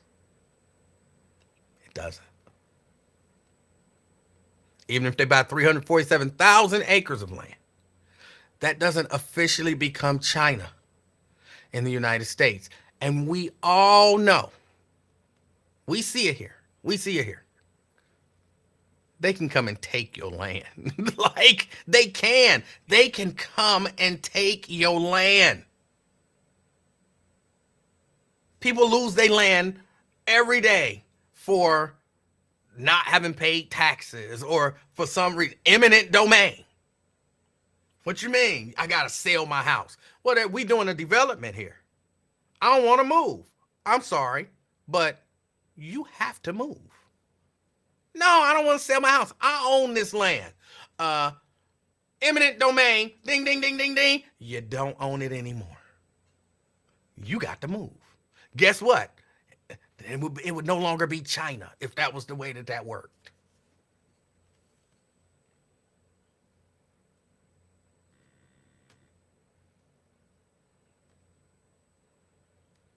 So I'm going to be honest. I don't know what I was supposed to be afraid of, because people who are Chinese bought land. Like, at least just make it plain. Hey, Emanuel, what? Some Chinese people bought some land. Okay. Aren't you afraid? No. Should I be? Yes. Why? Because. Give me the because. Yeah, let me think about it. I might get scared. Because you know that becomes China. I don't think it becomes China. It do.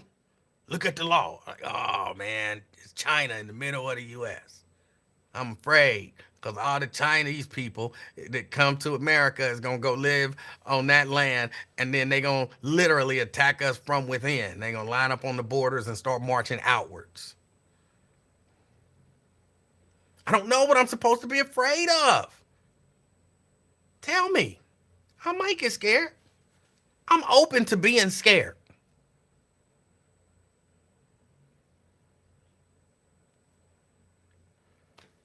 But you got to tell me what I'm scared of.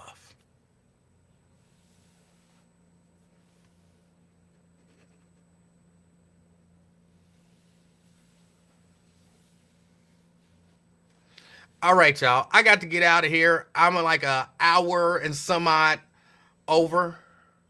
And I started on time today. I went over just because I went over. I enjoyed the conversation with Ron.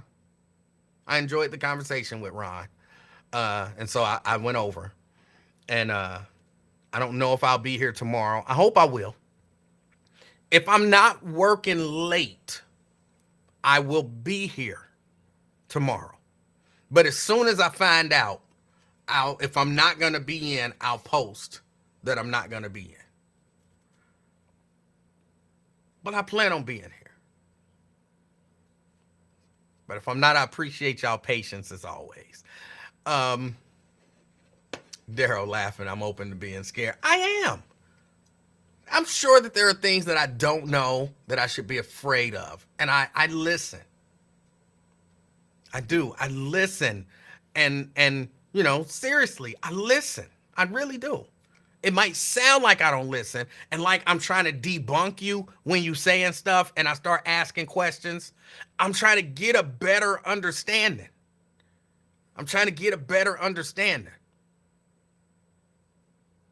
Like you like, well, they didn't pay off my student loan. I'm like, okay, did the other guy pay off your student loan? Well, no.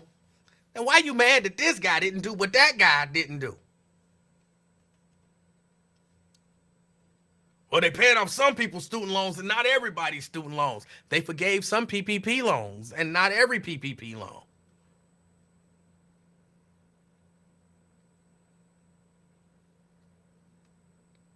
If they do it for one, they got to do it for all, right? Otherwise, it shouldn't be. And I didn't get a PPP loan. My money paid for somebody else's PPP loan.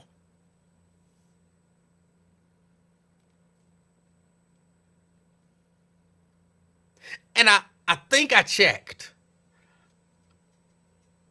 Radio One didn't get a pay loan protection loan. Somebody said when I had brought that up, well, Radio One, they got them. It's not the same, but it's kind of government-backed loan is a government-backed loan.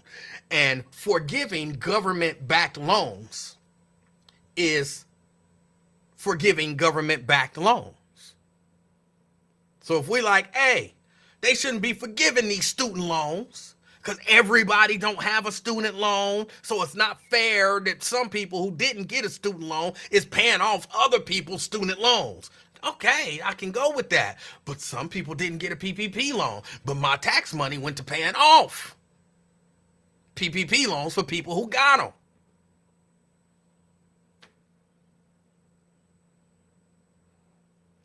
Sometimes it ain't gonna be fair. Some people, as unfair as it is gonna get an upper hand, or gonna get a benefit that you don't get. Like, think about this. I know I said I gotta go. Think about this.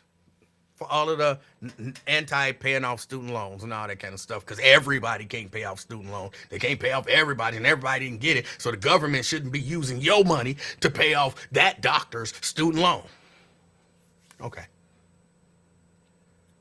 When you buy a house and you don't have to pay your taxes on it for a while, for whatever reason, the term is slipping my mind. What do they call them? They're tax. 15 years, you don't have to pay the property taxes on that property. What is it called? It's a tax. I had 17th degree COVID, and y'all can't help me out with one word. It's not just a tax break. There's a word. Abatement. Thank you. My money, technically, because that's money that should be coming in.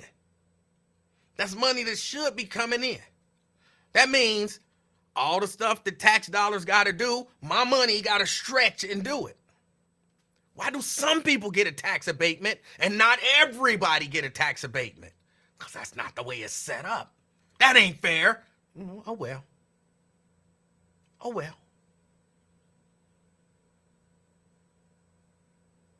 Sometimes it ain't fair, but it's for the greater good.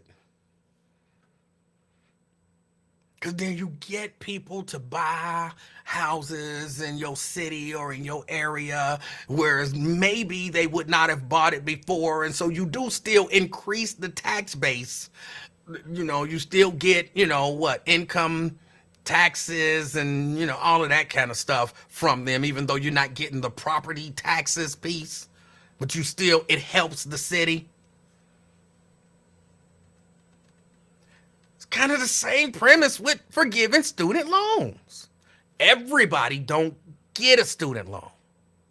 Sorry. But if I forgive your student loan, that's more money that you have to do whatever with, to invest, to spend, to add to the economy.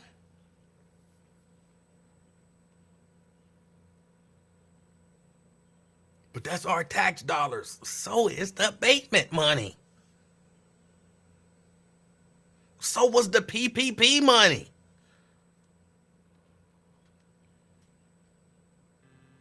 I wonder what would these people have said if Donald Trump had been the one that said, let's forgive student loans. Let's forgive some student loans. I don't do a Donald Trump impersonation. We're going to forgive student loans. It's going to be the best loan forgiveness in the history of loan forgivenesses.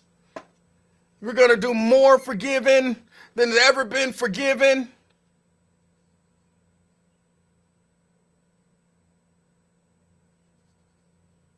He'd be a genius.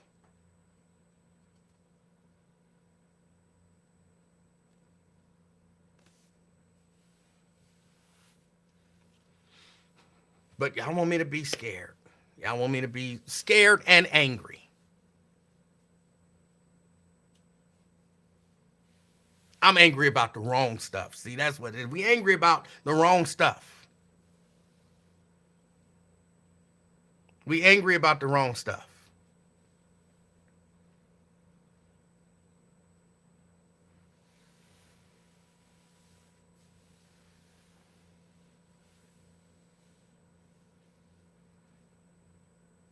We're supposed to be angry about migrants. That's what we're supposed to be angry about.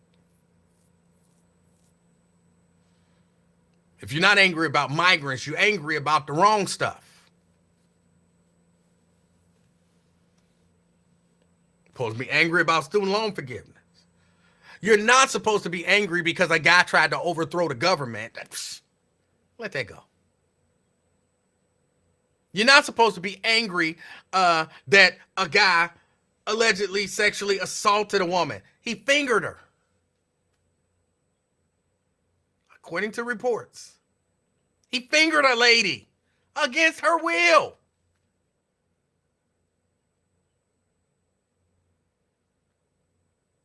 That's not good. Don't be angry about that, though. That's what they want to do. They want to keep you angry. When police beat somebody, don't be angry about that. See, that's what they want to do. They want to keep you angry. They want you angry. That's what they want. They want you angry. It's a distraction. They want you angry. Don't be angry about it. Don't be angry about like racism. Don't be angry about police brutality. Don't be angry about somebody trying to overthrow the government. Don't be angry about any of that stuff. Migrants, be angry about migrants. Student loans, be angry about student loans. Oh no, they want you angry as a distraction. Why do y'all want us angry?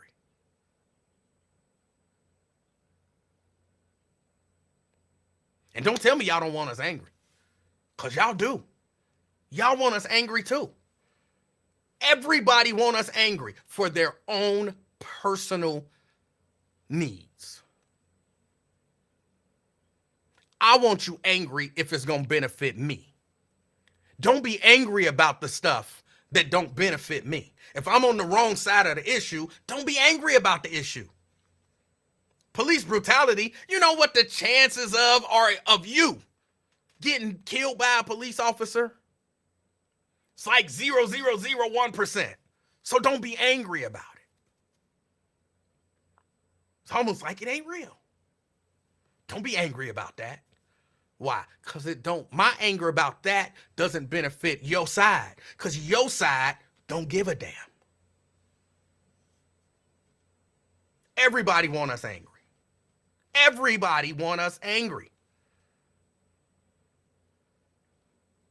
We got to choose what to be angry about.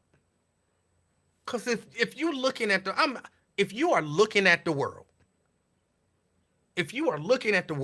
and you are seeing what's going on in the world, and some of this stuff don't make you angry, something might be wrong with you.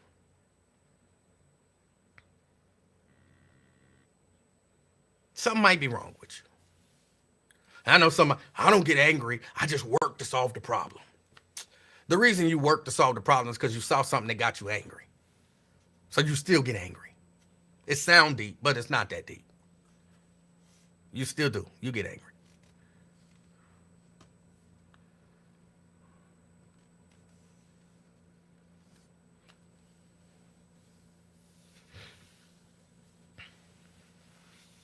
Y'all, I got to get out of here.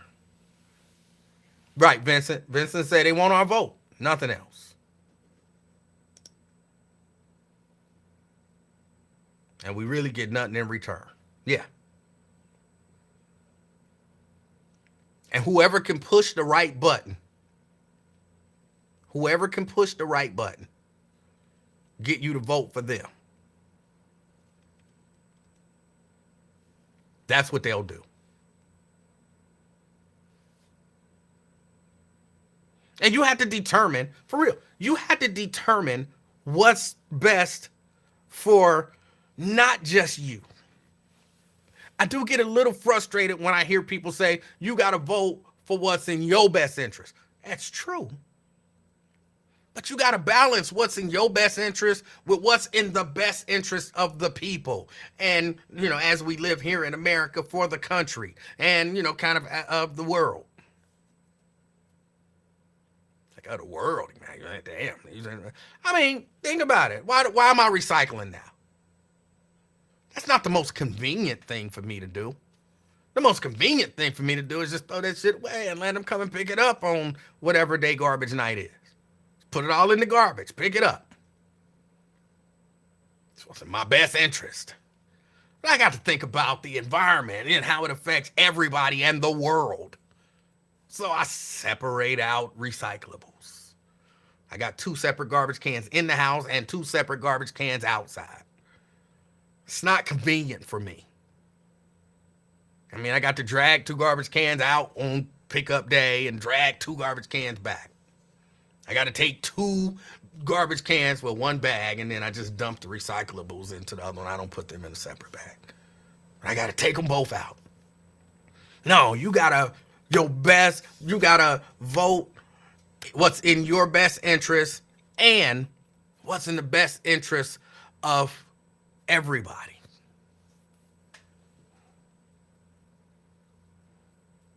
And I would argue right now, it is not in our best interest to elect a guy that clearly don't want to not be president. Like, not sure that he wanted to be president initially, but when he got there, remember earlier in the show, we talked about once you get power, something happens. It's a human condition. And once he got in there, I don't want to leave. They made me president. I don't want to leave. Hold on, I didn't win. Just find me 11,000, I don't remember the number, 11,391 votes. That's 1 more than I need. Because I don't want to leave office. I like this power. What? They gonna put me out? What? Hey, y'all, they gonna put me out. Y'all need to go up there and take your country back. We marching up to the Capitol to take our country back. That's not in our best interest to put that guy back in office so he cannot want to leave again. It's not in our best interest. Yeah, but economically, I might make some more money. Still not in your best interest. What difference will it make how much money you made when we're no longer a democracy and capitalism it's all about a dictator? He don't want to be no dictator. He kind of said he did. Well, he was joking. He said, I'll be a dictator for a day. Okay, you believe that was a joke if you want to. That man don't want to not have all that power again. He doesn't.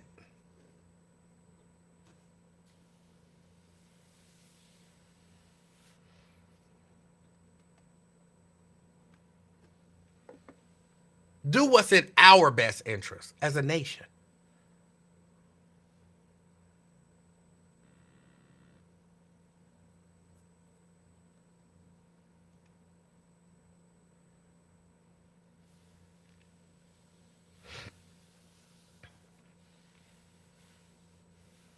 And yes, Raven, funnily, he does want full immunity.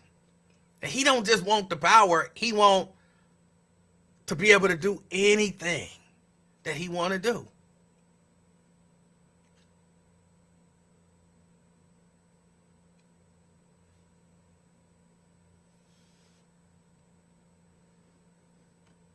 Do what's in our best interest. All right, I really do gotta go. It's like 6:30.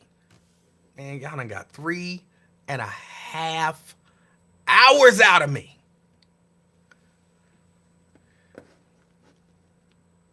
I gotta go rest up.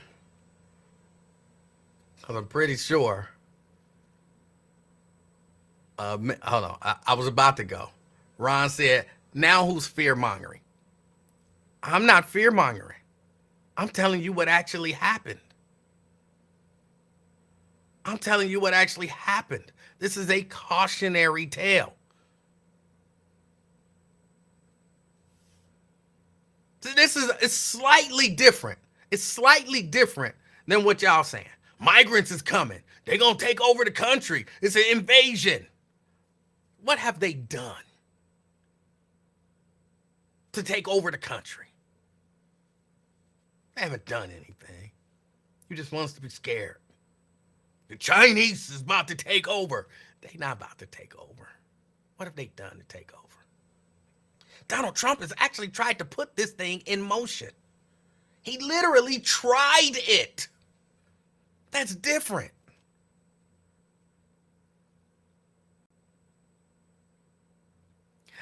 To me, it's tantamount to this. Maybe another bad analogy. I'm making it up on the fly. It just came to me, like in a vision. If I walk into a bank with a hoodie on, anybody can get scared. Oh, I think he here to rob the bank. Oh, Lord, I think he here to rob the bank. That's what y'all saying. I think he here to rob the bank. I ain't did nothing to even look like I look like I'm going to rob a bank because I got on a hoodie. So you scared. Now that's different than if I tried to rob the bank last week and then I come in with my hoodie and my glasses on and my hand in my pocket. Now it's not fear mongering to say, hey, whoa. That's that dude that tried to rob the bank last week. Don't let him in. What? Him. He literally tried to rob the bank last week. He's got on the same hookup that he had on when he tried to rob us last week. Oh, you fear mongering. No, I'm not. That's not fear mongering. That's different. He literally tried it. That's not fear mongering. It's different. It's different. It's totally different. I'm sorry, Janice, was that analogy okay? Janice don't be liking my analogies. I'm just checking. Was that analogy okay? A dude in a hoodie, fear mongering is, ooh, he looked like he gonna rob the bank, do something, don't let him in, as opposed to the dude who literally tried to rob the bank last week. That's not fear mongering. Was that a good one, Janice? I just got to get Janice's approval or disapproval. I'm not because I don't want fireworks going off, so I can't do the thumbs.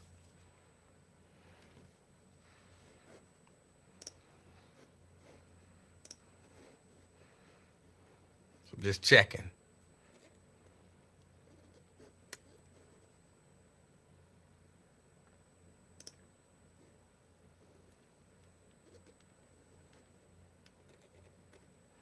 I'm literally just waiting for Janice to say that was a good analogy or a bad analogy. And then I got to go. Jerica says, what fireworks? If I hold up 2 thumbs, fireworks go off. It's something in the program. If I hold up 1 thumb, then that little bubble. Janice says, your analogies are okay. It's your words. But I'm saying, was that a good one? The bank robber thing. Was that a good analogy? Was that an effective one? Did it convey what I was trying to convey? And was it a fair analogy?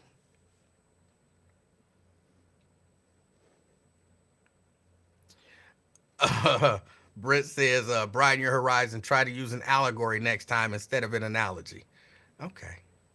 Jerica says, hold up 2 thumbs, please. Do you really want to see the fireworks?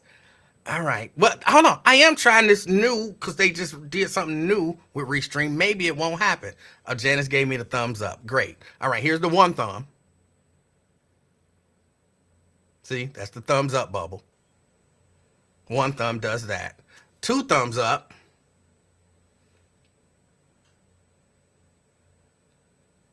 Do they have to be even? We get fireworks.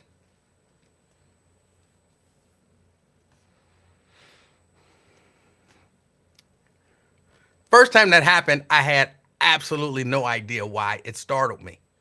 It startled me. Y'all, I got to get out of here. I appreciate y'all hanging out with me for so long. Those of you who were able to stick around, thank y'all for supporting me. I appreciate y'all. I think that's about it. As you are out and about, of course, as always, do me one favor. I really mean this. Oh, somebody said do the peace sign. I don't know what that'll do. Oh, wow. I did not know that that would do that. I had to show that one to little baby. That one she'll like. Little baby would like that one. All right, y'all. As always, be the reason that somebody smiles today. Till next time, I'm out, y'all. Peace.